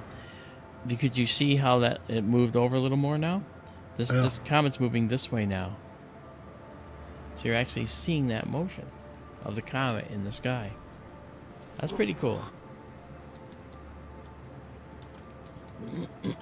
I like being able to show people that.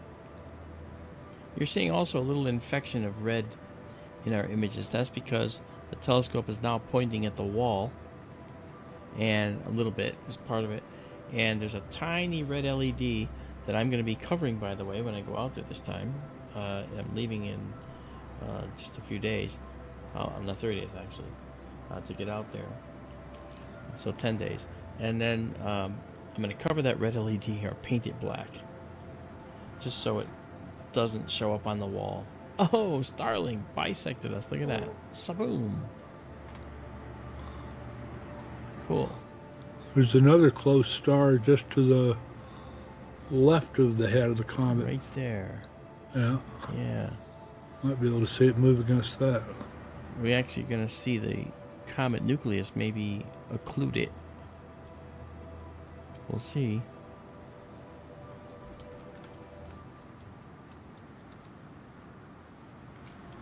Cool.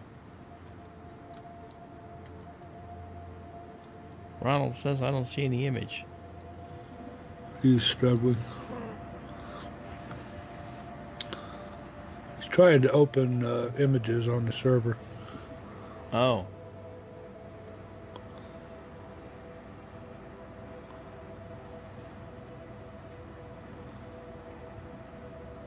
Carl Becker is helping out there, Ronald. Process demon, yeah.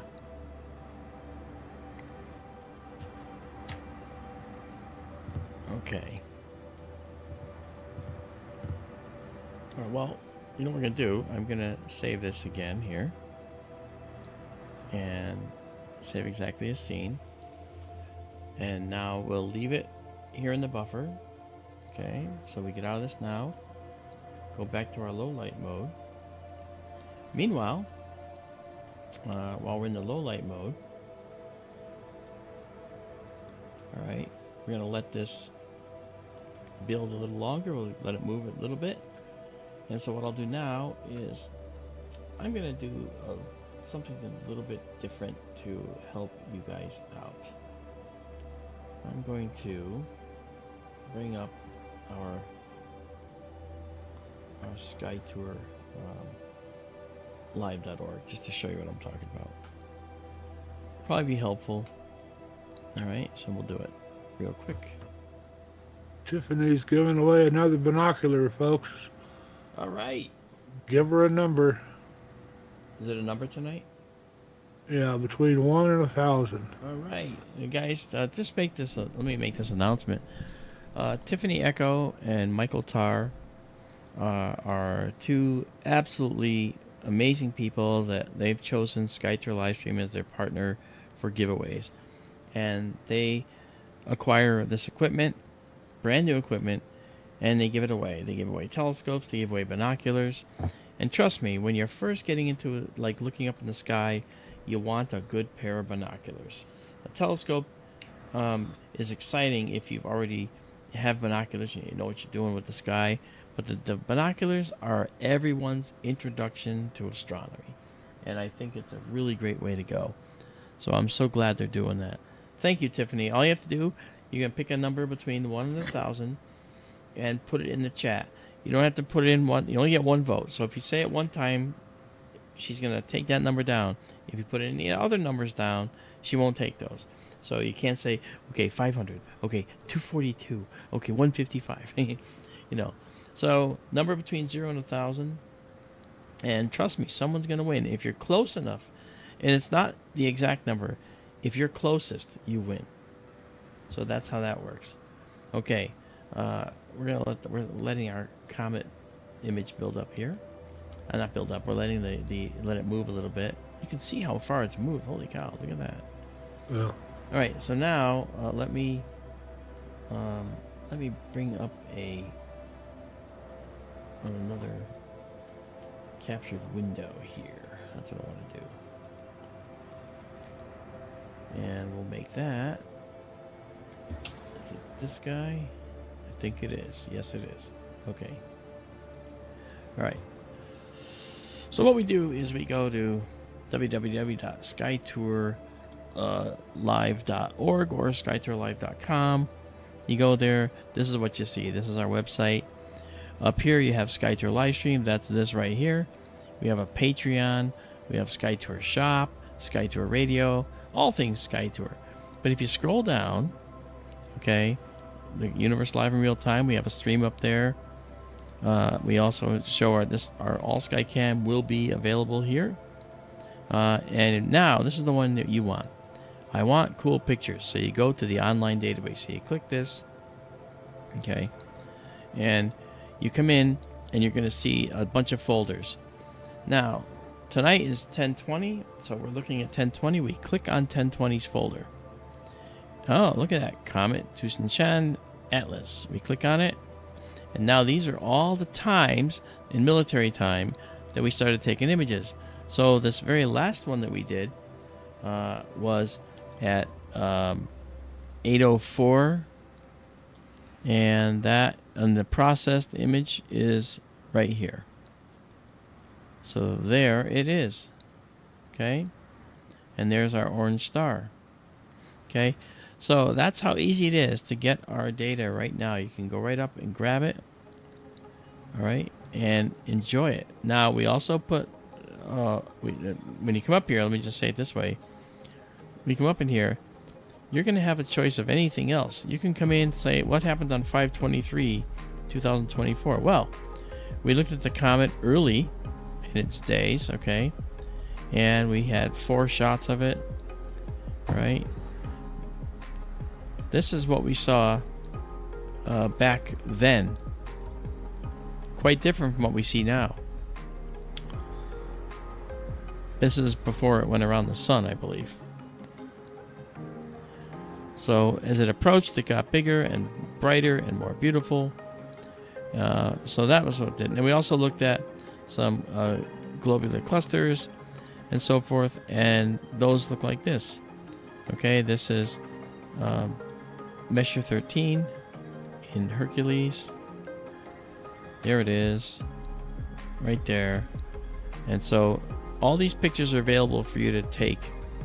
And there's this, every globular cluster is different. This one has a little propeller-looking thing in it, which Daryl likes to talk about too, because they all have their own little unique look. So that said, we have a lot going on. So that's what SkyTour Live is all about. SkyTourLive.org, SkyTourLive.com. You can view years of our data and for free. It's all yours. Okay, let's do a 20-second shot now. A 15-second shot, I mean. And in that 15 seconds, we're going to find out just how much the comet actually moved. All right, and you'll see by comparing it to that little star that was here and to this orange star. Yeah. So It's already moved closer to that little star. I know. So as we come out of here, I'm going to come in first.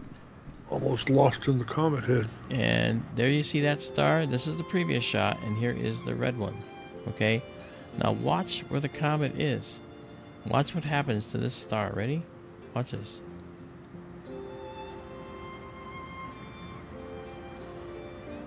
Look at that. Boom. That little star has now moved over here, and this star is even further away. So you see that? So you're literally watching the universe change right before your eyes. Isn't that cool? Absolutely. And yeah, as Tiffany says, like, share, and subscribe. This is so cool. Carl Becker, no problem. I enjoy this very much, as you know. Okay, Ronald finally saw it. All right, Ronald.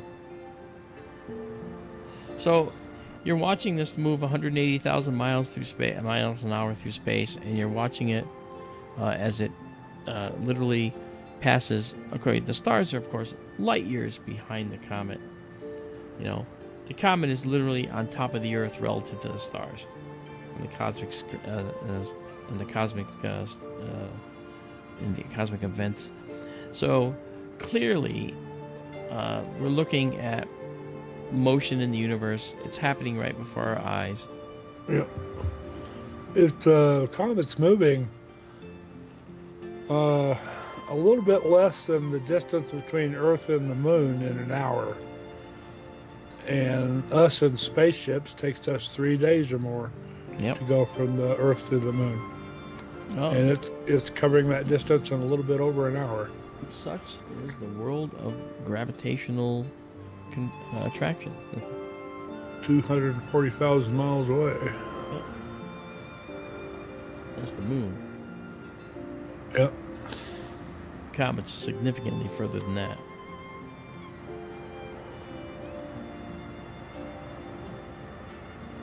Many times we measure the distance to comet in fractions of an astronomical unit, or in astronomical units, depending on how far away they are. The astronomical unit's 93 million miles. This comet is, how far away is this? I forget, I have to go look. It's changing every second, but yeah. At this point, it's going to be several million miles away anyway. In that A-pod I said a couple of days ago, it had moved from 70 to 77 million miles away. I dare say it's over 80 million miles away now. Mm-hmm.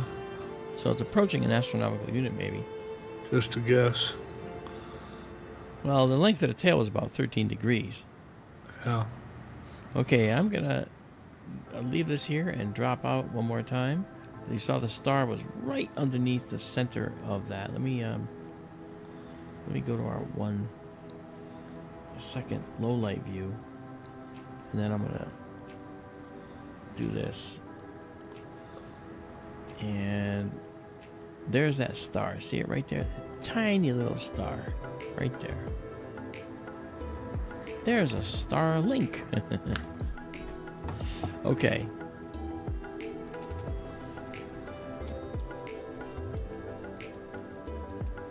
So while we're there, let me just do one more thing here. Let me make sure that I can show you something here. Let's bring this up again. This guy. Nope, not that guy. That's not what I want. Alright.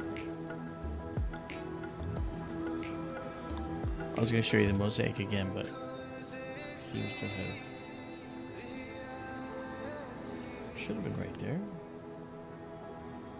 There it is. Yeah. So, you'll notice the stars we're talking about aren't even here. That's because over the course of the one day, it's moved way past all this. And that orange star we're looking at is quite much further away than it was here in this day. I'm trying to remember, when did I take this picture? When did I Last do this? night? I think I did last night, right? The Mosaic last night. wasn't Yeah, it? yeah. So the comet is moved against the background stars significantly. So you won't see the same star field behind the comet tomorrow that you see tonight.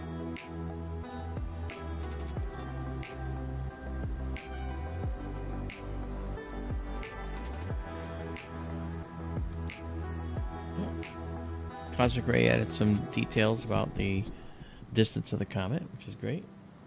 Yes, I'm crunching those numbers now. You got my hint.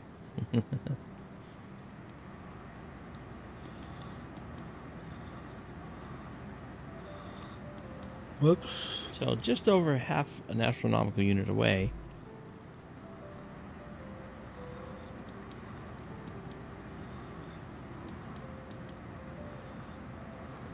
Okay.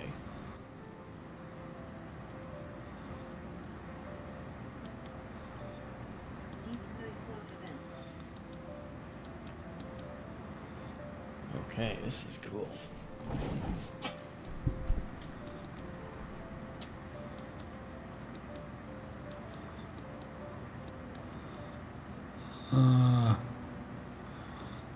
That doesn't sound right. I must have did something wrong. What are you trying to do? I was trying to crunch kilometers to miles. Oh, I didn't like the answer.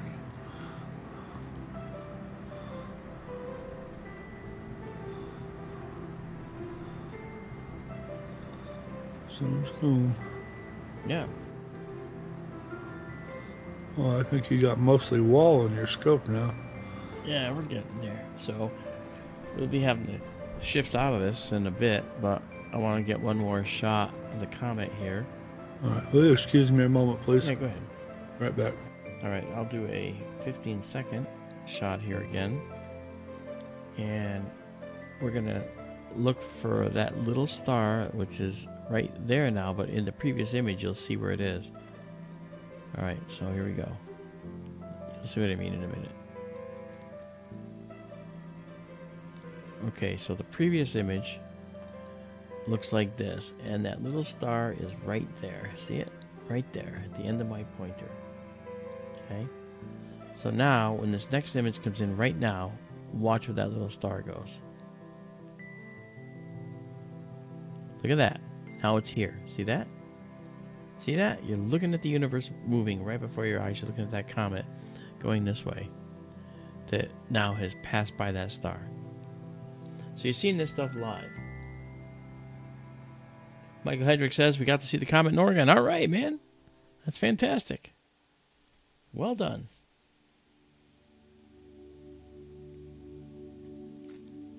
Yeah, it's fantastic.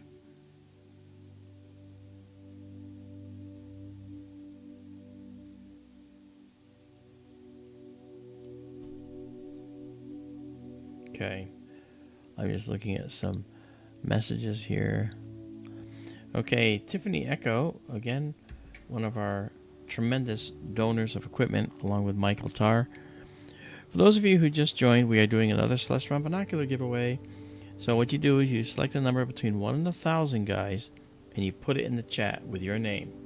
If you don't chat, you're not going to get selected. So do that, and then Tiffany is counting all these numbers, and she's putting them together, and she is going to find whoever's closest to the number, and whoever's closest is the winner.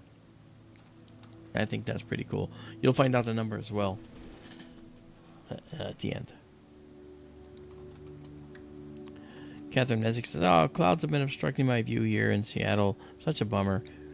I was in Seattle, Catherine. I was in Seattle with Doug Trumbull. Douglas Trumbull was that famous, visual effects guy. He did 2001: A Space Odyssey and so forth. And Doug and I were good friends. We used to work together a lot, and we'd done a movie, and we did a movie that was being premiered up there at the Cinerama Theater in Seattle, one of the only ones left in the country. And he did a big talk out there on the theater stage, and then we saw the movie. Well, I noticed Seattle was beautiful during the day, but at night it got cloudy, and I noticed that it seems to do that a lot there.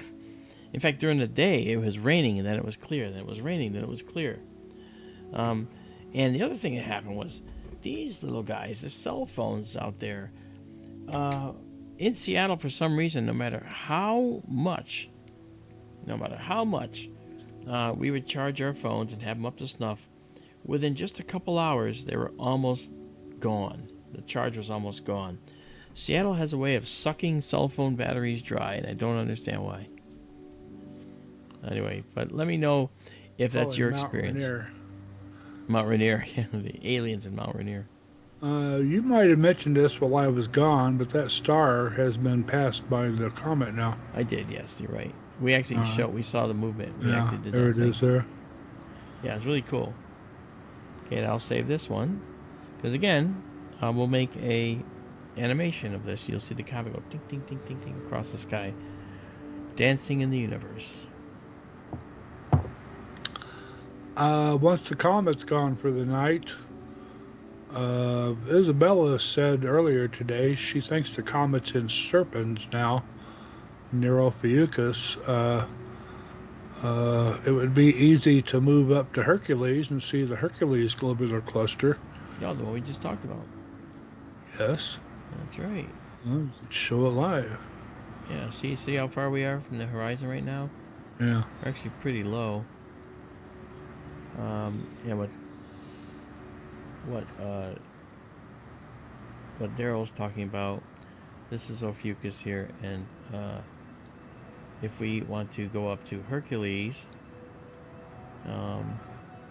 we would go here. That might help. That might be something we could look at once we're done for the night. Yeah. Still pretty low. Yeah. I think this is going to be the number that we have for frames tonight, because we are quite into the building right now. Okay. Good night. Yeah. Well, good night, Comet Tsuchinshan. Nice to see you, Tsuchinshan-ATLAS. We shall return the next time, but for now, what we'll do is leave it behind. Oh. And Dodgers won. that was fun, wasn't it? We actually got to see the movement, and people saw the movement. That's very impressive when you see movement in the universe right in front of your eyes. Really, really cool. Yep. Okay, Ronald says the World Series will be the Dodgers and the Yankees. I guess that means they beat the Mets. So no Subway Series this year. Yep. Okay. I'm sure the networks would rather have a L.A. New York series. You know, you get more of the country involved. I think you're right. Yeah. I'm rooting for Shohei Ohtani, the Japanese guy. He's a future Hall of Famer, and this would cap off his season if he was to win the World Series. Okay. All right, folks, we're going to leave this behind, and we're going to head to another object for tonight while we're here in the region. And that object is going to be Messier 13. This great star cluster in Hercules right there. It's above but farther north. Let's go. The telescope's going to raise up a little, but tip further back. There it goes, right there. And so we come in here, and we'll see it show up as a fuzzy spot here in just a sec. There it is. Our amazing globular cluster.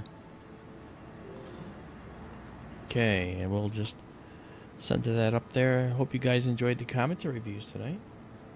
There's more to come in the coming nights. We tend to stick with comets. This is the best globular cluster visible in the northern sky. Hundreds of thousands, if not a million stars.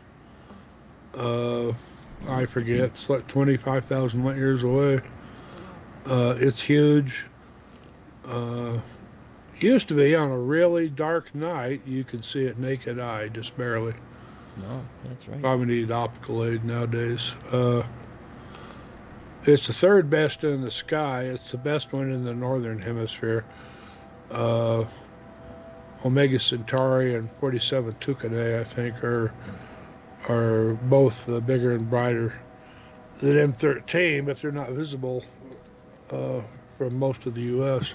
Okay, we're going into our deep sky mode now on this. Cosmic Flow, how you doing, man? There's our comet. One last view. That's our buffer, so we're going to clear that. As we clear it, we'll get our first Measure 13 shot. There it is. Okay. Looks like a beautiful snowball of stars. Yep. Okay, let's color correct this. What it is. There we are. Beautiful, beautiful. Beautiful, beautiful. Okay. So this is a gorgeous cluster, and we can see this little feature right here, vertical. Dark line here, dark line there. Looks like three little lines. That's the feature that Daryl has often called the propeller, and he's not the only one. Other people call that too. Every globular cluster, based on the alignments of the stars and how they're laid out to each other, can appear to have a little interesting shape that people identify. In this one, we have the propeller. In others, we have a line of stars.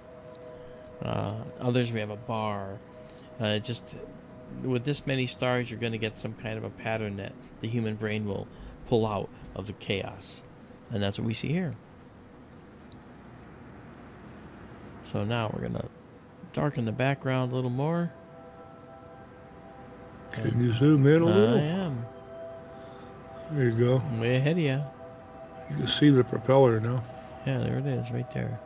Vertical, and 60 degrees, 60 degrees. So it's kind of like a propeller. 120 degrees. 120, yeah.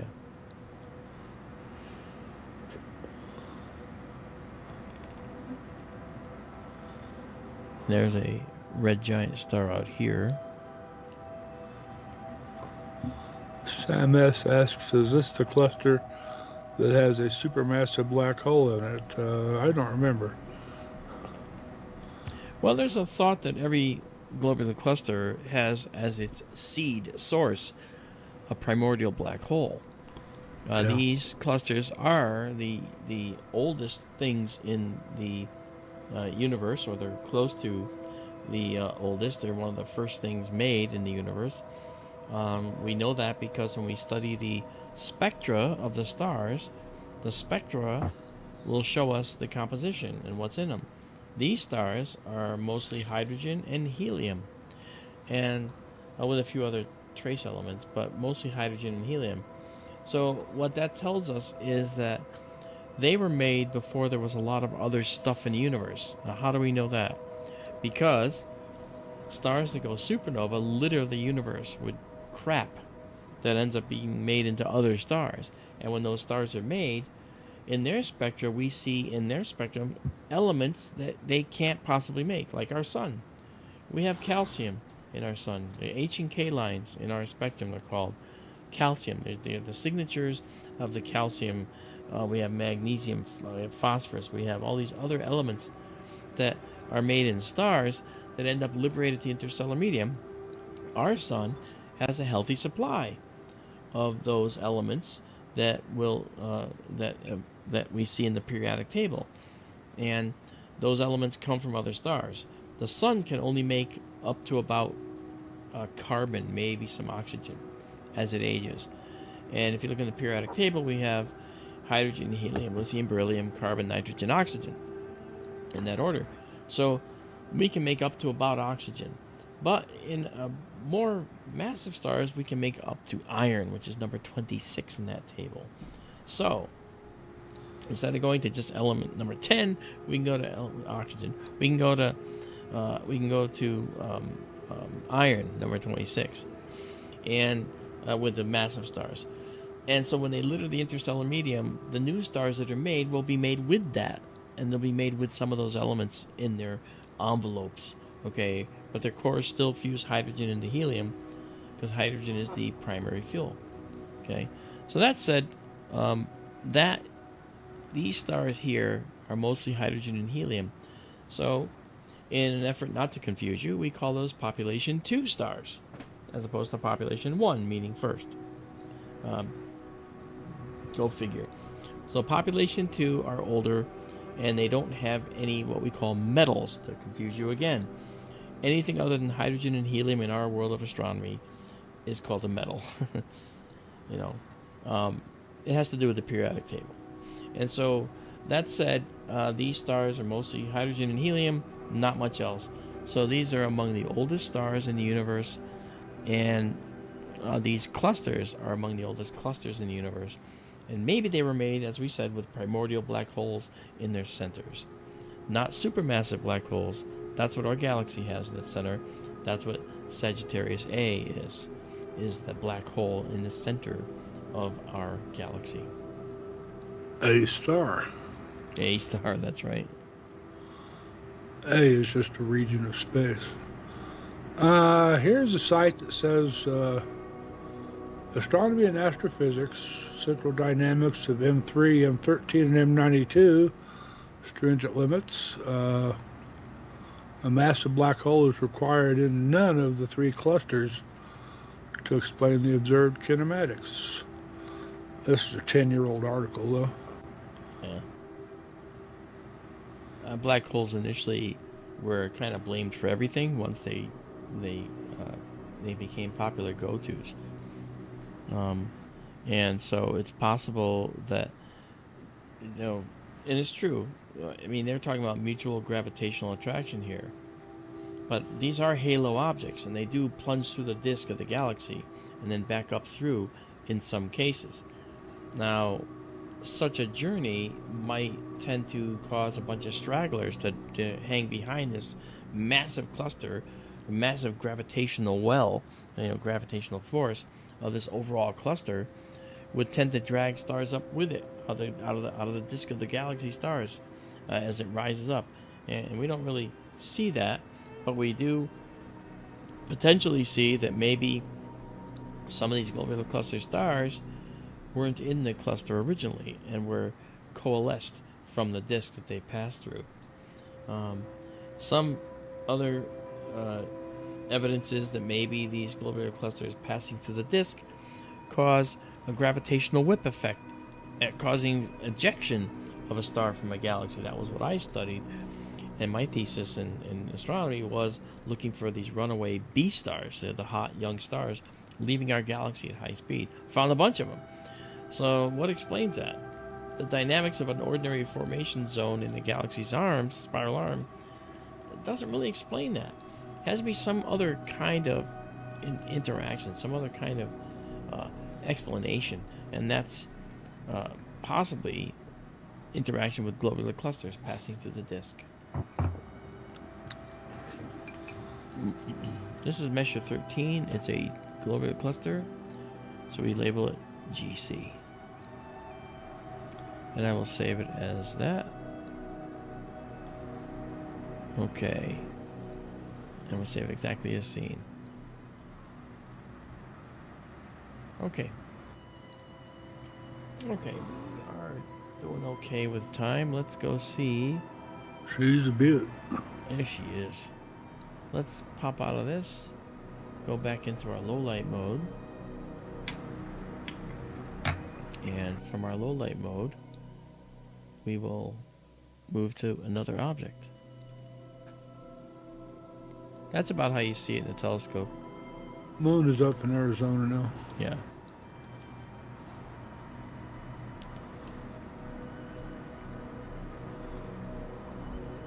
If we actually... Come on, where are you going? Come back. If we actually look toward the east here, we will see it. There's our Milky Way in the southwest. But the moon is not not so bad right now.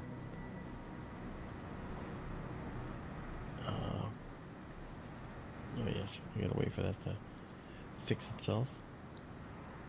We're going to be a little bit north of east. Yeah, I know. I gotta wait for this to. Here we go. I have to wait for it to come back.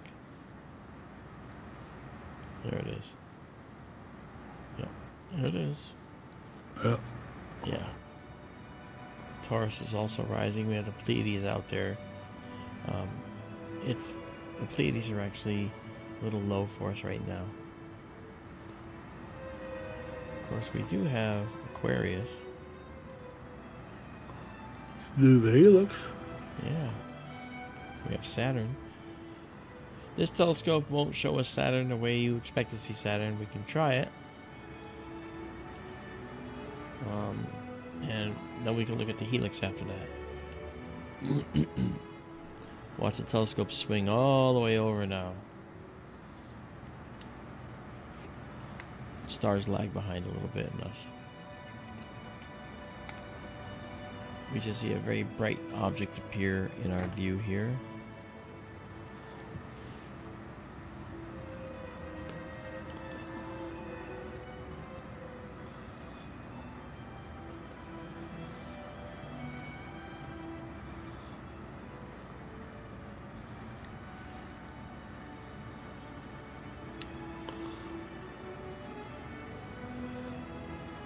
Okay, let's go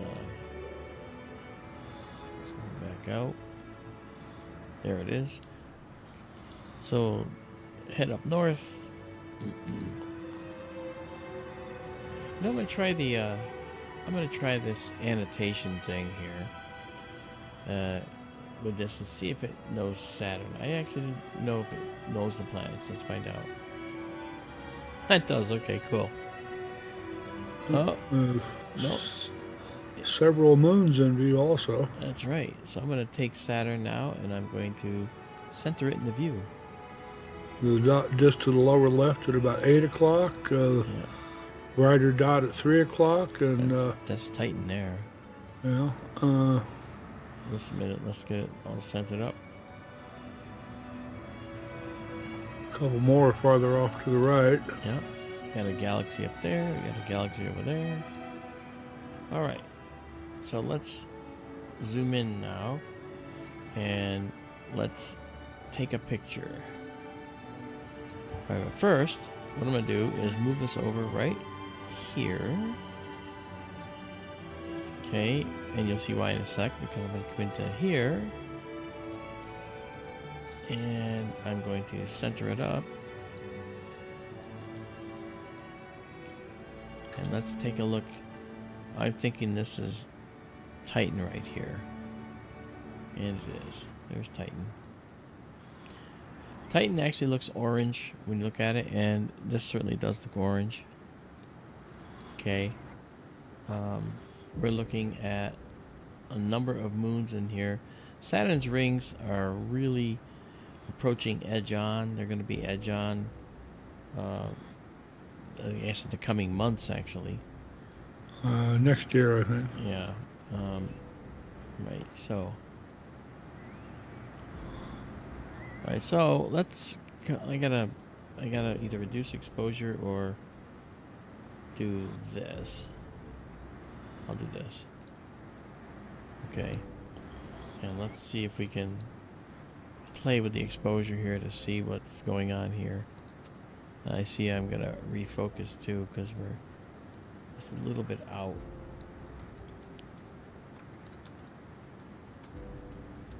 Okay, that's not quite right. Let's go back.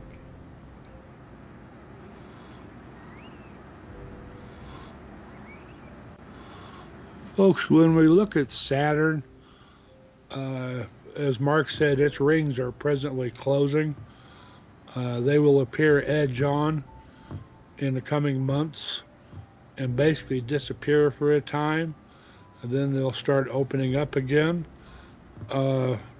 Saturn takes 29.5 Earth years to orbit the Sun, and right now it is approaching equinox on Saturn, when those rings close up completely and disappear for a time. that means the rings are directly over the equator as we see Saturn from Earth, and that means it's springtime or fall on the planet Saturn. When the rings open up to their maximum, they go through this cycle twice every Saturnian year, 29 and a half Earth years. When the rings are wide open, 7 some odd years from now, 7 or 8, 7 some odd, well, it'll be summer and or fall on Saturn, because they'll be as open as far as they can get, and that's like at the solstice on Saturn. I'm gonna change my exposures here.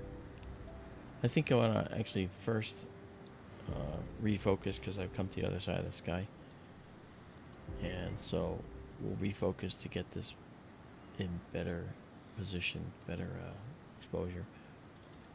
Let me go to higher gain and go to our 1 second low light mode, and then I will refocus. You'll see more stars now.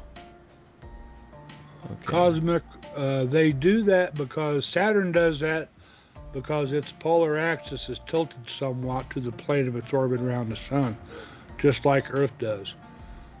This is why we go through seasons, and this is why Saturn goes through longer seasons. Instead of 3 months per season, it's 7 some odd years per season. And sadly, in some millions of years, Saturn's rings will no longer exist. The rings are a temporary anomaly at this point. Marianne is here. Marianne, hey, she's here. Make sure you keep in mind that we're giving away binoculars tonight, courtesy of Tiffany and Mike. All right, so make sure that you put in your number between 1 and 1,000, guys. I'm doing a refocus right now, so we're building a focus parabola down here. The bottom of our focus parabola will give us our actual focus position. So you're thinking of a number between 0 and 1,000. Put it in the chat. Tiffany's going to grab it and categorize it and give you an answer as to who wins the binoculars when we go to close up for the night. All right, 0 and 1,000. A number between 0 and 1,000.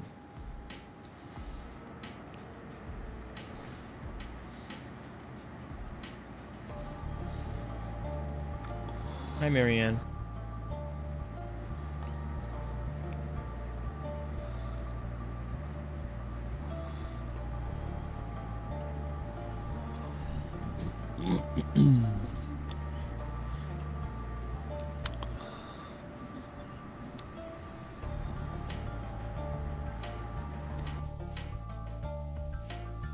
Right, I'm just doing my focus run here, guys.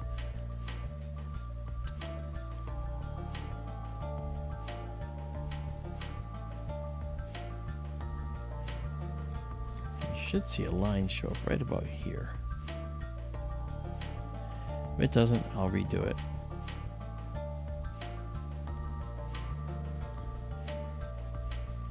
There it is. So it mathematically solves for the bottom of the curve where the star images were the smallest, effectively. And then we can just say best focus, and it'll abort the rest because we already know where it is. It does refine it a little bit, but it won't make that big a difference. And then it comes back in, and you'll see that our stars are going to be perfectly and small. There we go. All right, so now let's zoom in again and do this. So there's Titan. Okay. Titan's actually bigger than the planet Mercury. Yeah, it is. It's right. It's the biggest moon in the solar system. It'd be a planet if it wasn't around Saturn. Yep. Okay. Okay, so now... Titan is presently either in front of or moving behind Saturn. When it's its greatest extension, east or west, it's much farther away from the planet. It's one of the outer moons of Saturn. Okay, now, what we're doing now is I'm bringing this brightness down, the exposure down, to actually allow you to see the rings. Now, this telescope is a wide field telescope, all right? We're not meant to view planets with this telescope, but we can, as you can see. It's not really the best. The next telescope, on the other hand, is going to be very much more capable. And that telescope is already purchased. We already have it. And we're going to be putting it down in Benson at a professional site. And this telescope is going to join it at some point in the future. I want to say hi to Stacy Johnson and Andy Hobbs. Nice to see you guys. Thanks for putting in a number. And Justin Langsford has added number 2. Raul Bobadilla has added a number. Very cool. Judy M has also offered her idea, her suggestion. Nice.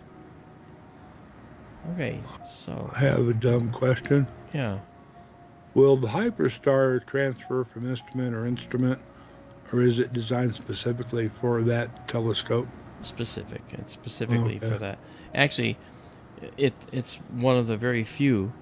We had the original only hyperstar, which is the our system you're looking right here above me. Okay. At one point, it was the only one on the planet that had the hyperstar. Since we got it several years ago, a couple other people got hyperstars for their needs. What's a hyperstar? It allows you to take a telescope that's much slower photographically. Like, in other words, instead of like that when we look at nebulae that we take, like the Orion Nebula, you can take a good shot of that in like 12 seconds or 15 seconds. Okay, with a non-hyperstar telescope. With our telescope, you could do it for 3 seconds or 2 seconds and get a similar looking view. So you can see much fainter stuff faster. So we take faint nebula much quicker. Go ahead. It's a matter of F number and F ratio, just like photography. His telescope is working at F2. The other telescope he's got coming is an F10 telescope. Right. Slower, but it gives us more capability when it comes to planets and elsewise. It has a longer focal length. Yes. So it's slower, but it's higher power, smaller field. Yeah. Stephen Jarrett says, I love this show, guys. Love to learn and see. Excellent. Hey, Prow, how you doing? Yes, Prow, there's a contest. Binoculars. We're giving away binoculars, courtesy of Tiffany and Mike. And if you come up with a number between 0 and 1,000, stick it in the chat. It's not going to be a secret, because whoever's closest gets the binoculars tonight. So go for it. Throw a number in. Okay, Prow says 7, Tiffany. Okay, let's back out of Saturn, because Saturn, as I said, on this particular telescope, look how small it is in our field. That's our field. Look at the tiny yellow dot. That was what we just zoomed into. So really quite an amazing thing to do. Okay. All right, let's now... There's Saturn. This halo is because of bright stars in our telescope, because of the way we're increasing the decreasing focal length so greatly. Incredible Sky says 1,000. James H says 5. And James Hyatt says 111.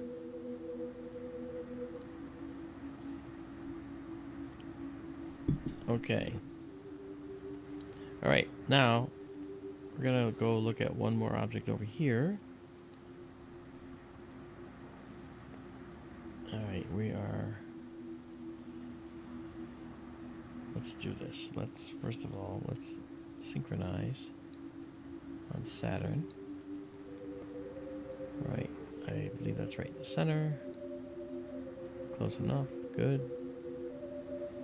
Okay. And now, we're going to look at the most beautiful object that's right nearby.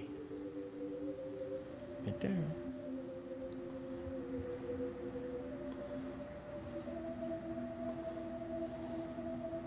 All right. Some guy on Reddit posted a picture of the Helix today, and he just called it the Eye of God. Yeah, people have So, different names for it. uh, Okay, there it is. That faint thing you see right there. Now this is, what's interesting is when you see the photo, you're going to say, wow, that's really that thing? The fact is, it's so big that its surface brightness is low because it's so big in our view. Yet it's one of the closest planetary nebulae, which is a star that has died and left behind a white dwarf in the center. And you'll see the white dwarf actually quite nicely. And then we'll come over here. We'll center it up. Right. And now we'll do a 25-second shot. All right. Now with the moon up, it's not as big. It's on the horizon. We might have half a shot of getting a good shot out of this. All right, here we go. So here we go. We're on our way. We're going to come out of our low light mode and go into our deep sky mode. That's the last object we looked at, the Global Lake Cluster, Measure 13. That's up on the server right now as we speak. So we'll clear this now. It's just a buffer. We've already saved it. And now you'll see a planetary nebula. A star that has died and expelled its outer layers. And the outer layers are ionized. And they look like this. They glow red if they're hydrogen, and they glow greenish blue if they're oxygen. All right, let's color correct. Let's add a proper dark background. It looks a little bit fuzzy, and that's because we've only got one image. We're going to take a second, align it with the first, stack it, and it just did it, and it's going to keep making an image sandwich, making this clearer and clearer and clearer. If we look close though, you can see there's another like red arc out here. There's some out here. There, that guy right there inside, that's an interesting stellar corpse. All right, this guy right here, this is a white dwarf star. Temperature somewhere around 35,000 Kelvin. That's a temperature scale. And that is hot and blue. And so whenever you have something that's really hot, they're blue in the universe. O-type stars are the hottest type stars there are. But they're not defined by the type O. They're defined by their temperature. And we call these bright blue hot stars O-type stars when they're big, massive stars. When they're small, hot and blue, it's a stellar corpse, the star that basically ejected its outer layers. That stuff I said the star was made with. There's more than just hydrogen in here and oxygen. There's all kinds of elements in here. It's an element slurry.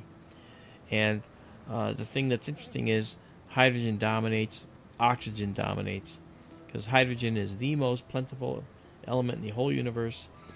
Oxygen is the third most plentiful element in the universe.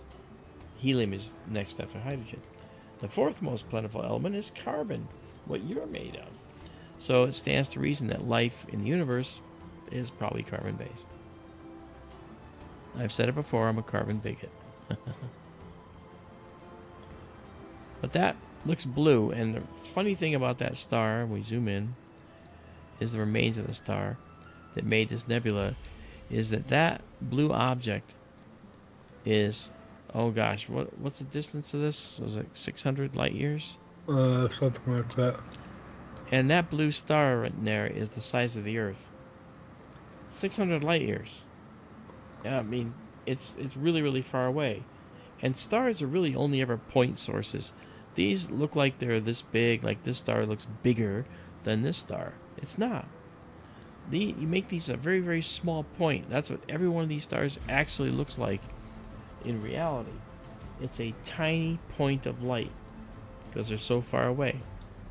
So, that said, when you look at stars and you see like this guy here that's only the size of the Earth, 8,000 miles in diameter roughly, maybe a little bit bigger, slightly. Well, you're looking at something then that is so bright that you can see it from 600 light years away. And we see white dwarfs from even further away, 1,500 light years away, like the Dumbbell Nebula. We see that the white dwarf in the center of the dumbbell. And it's like 1,200 to 1,500 light years away.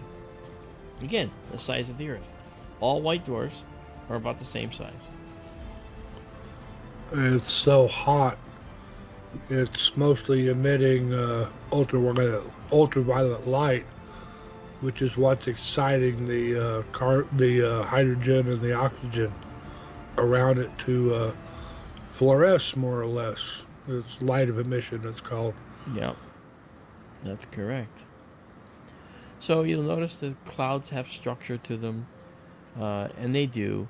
Under enhancement, we can actually turn on the enhancement, and you'll see some of the details pop out a little better. Okay. You can see some radial streaks here. Those are actually in the nebula. I'm going to drop this down to one level below, 1.88. It makes it a little more manageable. Cool. Incredible Sky says looks better now. Thank you. Yeah, we can process on the fly. You can see the faint outer part at the upper left starting to come out now. Yeah, that's this guy right here. Let me drop this down so you can see it. Yeah, it's really something. You may have heard us talk about planetary nebulas before. The Helix is a so-called planetary nebula. When people first saw planetary nebula in the sky, they thought they looked kind of like planets, and that's how they got the name, when they're really not planets at all. Yeah. And the Helix is either the closest or one of the closest planetary nebulas to Earth, if I remember correctly. I think it's the closest one. I think you're right. It's actually quite large in the sky, you know. Moving forward, what we're going to do is we'll be able to use a tool built in here. This tool that is in our arsenal will allow us to measure the size in the sky within our telescope. And then from there, we'll be able to calculate the actual size in real life, and knowing the distance to it. And we can do that with nebula and clusters, all kinds of things. And that's coming. That's just a test one I have up there now. We'll have that working in no time. I do it now in Photoshop, but I can actually do it live here. The nebula itself is actually, I think, slightly less than 3 light years across. Yeah, especially with that outer ring.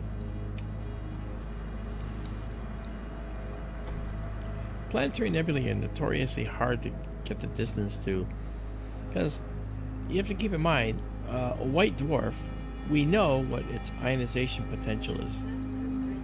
We know how a white dwarf is so hot that it's going to ionize atoms that are out in the interstellar medium, that it's expelled, and those ions will only be able to exist for a certain distance away from the star, right? So, is this the extent?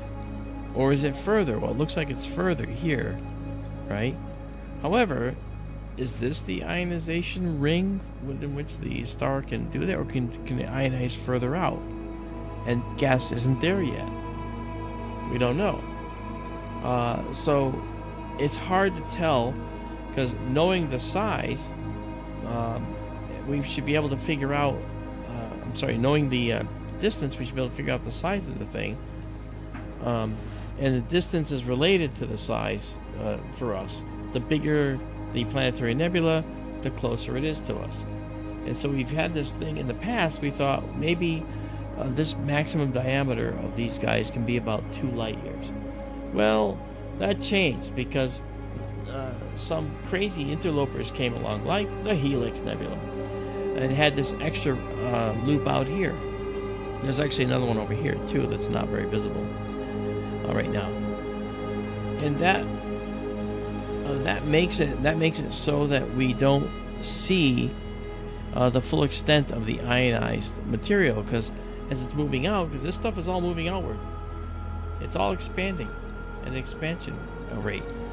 As it moves outward, it'll pass past that point where it can be ionized. So maybe that's just past here, or maybe that's out here.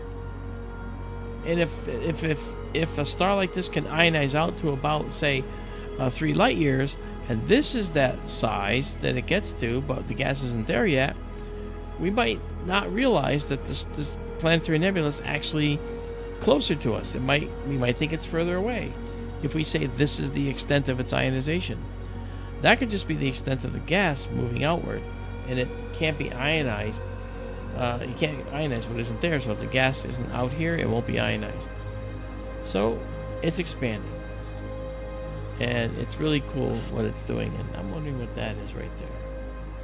That like a little, is that a tiny satellite I'm looking at? Oh, Larry, sorry. There is a ton of real fine structure in there that we're just on the edge of seeing. Yeah, look at that thing too. Might be an asteroid. Yeah, I'm wondering. If you see that innermost cloud on the left side, there is some really fine cloud structure in there that is just on the edge of vision here. You can kind of see it, a little bit of it down at about 6 o'clock in the Right here. white dwarf over to 8:30, 9 o'clock. Really fine little wispy cloud bits. Yeah.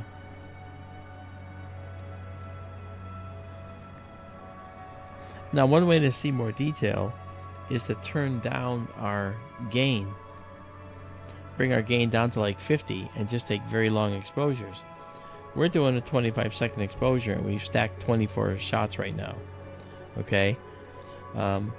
If we wanted to actually get a very much more fine view of this, we would do it at a lower gain. We'd drop that down. And we can try that. Now, we got 25. We'll save it at that. All right, let me just mark it as the Helix. And it's a PN, a planetary nebula. So we'll save it. And save it exactly as seen. Now, let's get out of this here, go back to our low light mode. Okay. And then do this. We're going to take this down to, let's say, let's take it down to 50, right? Now let's do a 25-second shot so you can see the difference. You're a madman. I am. A 25-second shot now of the same object, which is going to be about here now, is going to show you a little bit of a different view. So you'll see in a minute what that's going to be.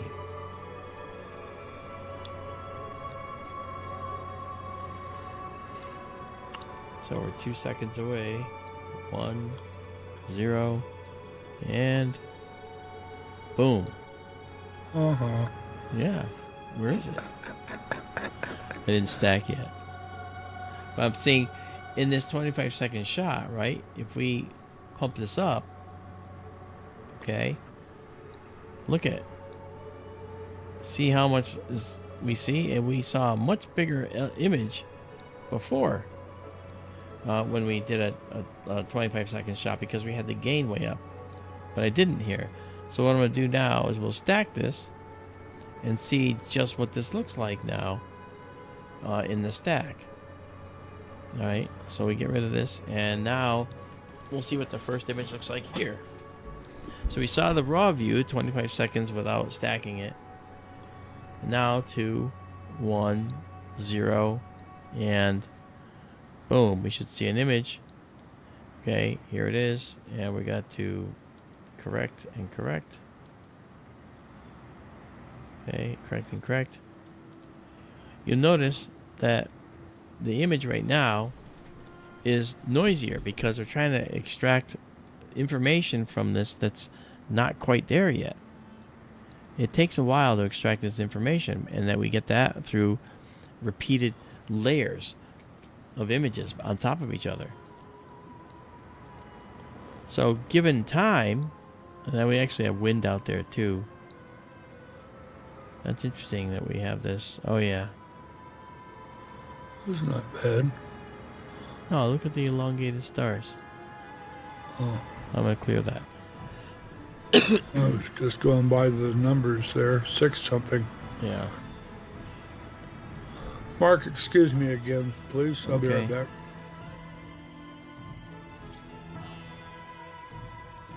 What's going on there?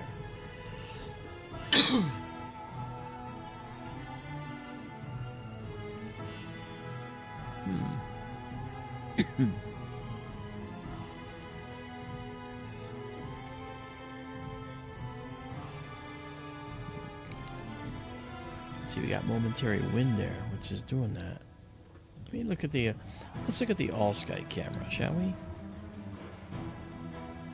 Oh, that explains it. Well, that explains it, guys. We got some high clouds. I didn't see them. Now I understand.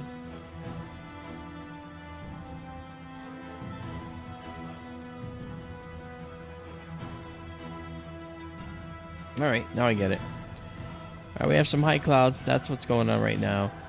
And that explains why my images suddenly were just terrible. I guess I should have used that. And I do one thing while we're here. I'm going to go in. Okay, this is... The high clouds are no good. Won't work for us. I'm going to go do a quick thing right here.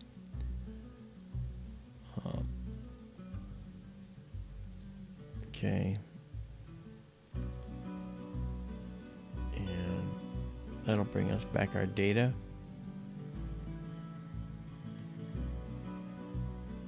So our next data will show data in the 4 corners here.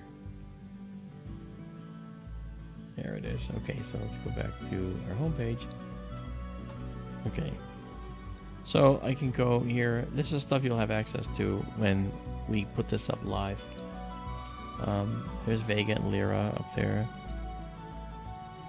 And we see the moon right there, as it should be.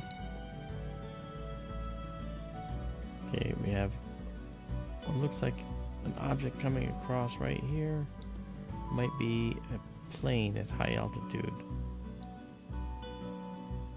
Maybe. Okay. Alright, well that explains it. That's why our image is terrible. So, that kind of ends our night real fast. Sorry about that.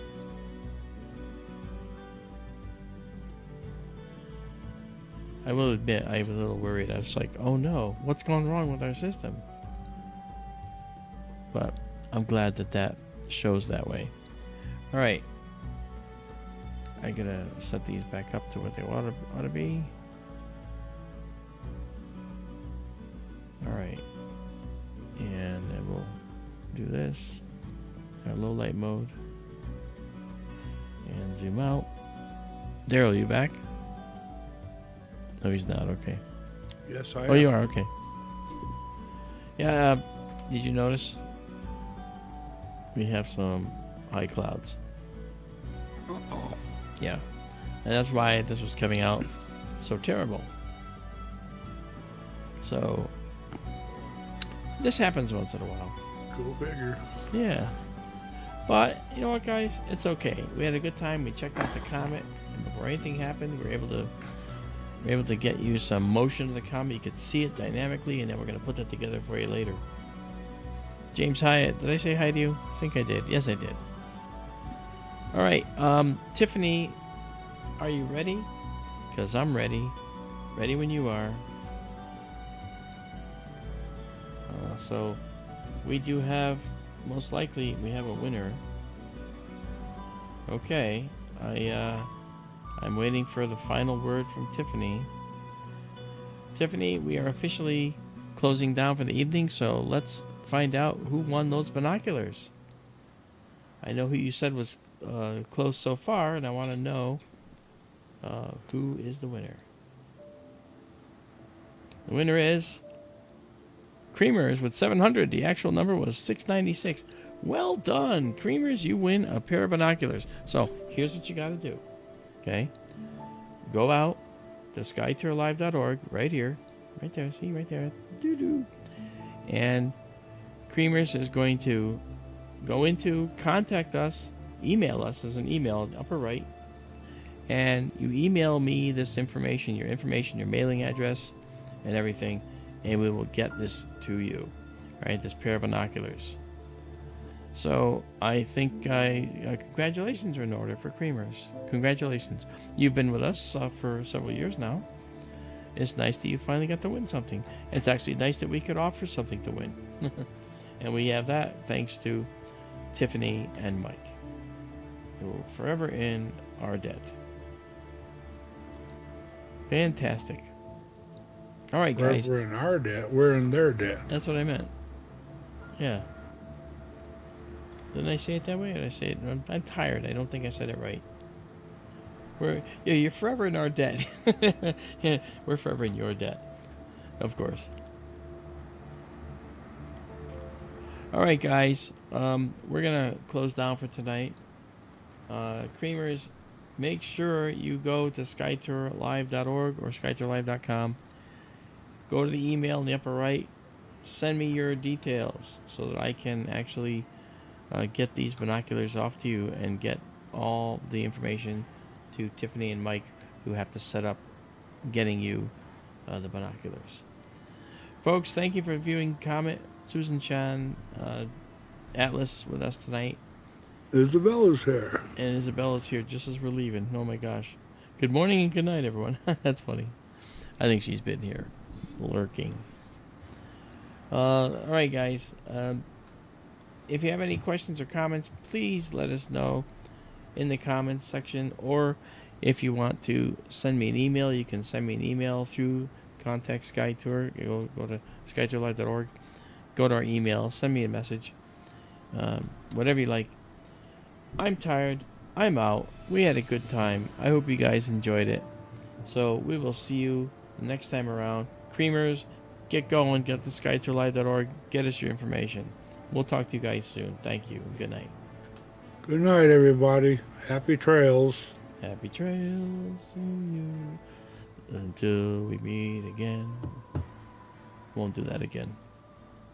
All right, folks. Good night. Good night, all.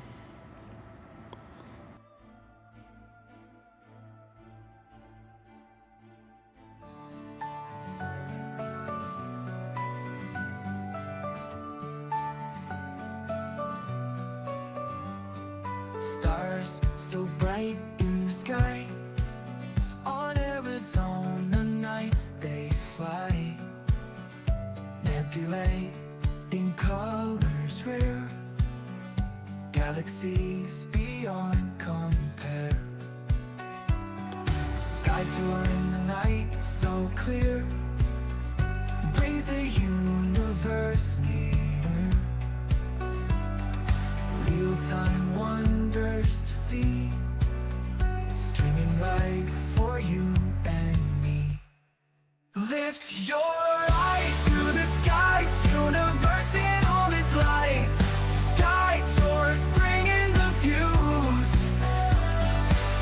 Every night feels brand new. In the dark, the night unfolds, stories of the cosmos told. Through the lens, a distant dream, living real like a gleam. Far away, up so high, across the stars beyond the skull. Through the lens, a distant dream, living real like a gleam. Lift your eye up so high, across the stars beyond the sky. Sky tour shows us the way, every night a new display. Lift your eyes to the skies, universe in all its light. Sky tours bringing the views. Every night feels brand new.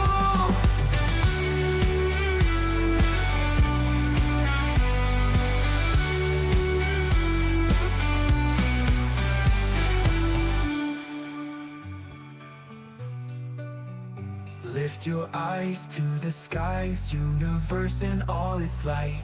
Sky tours bringing the view.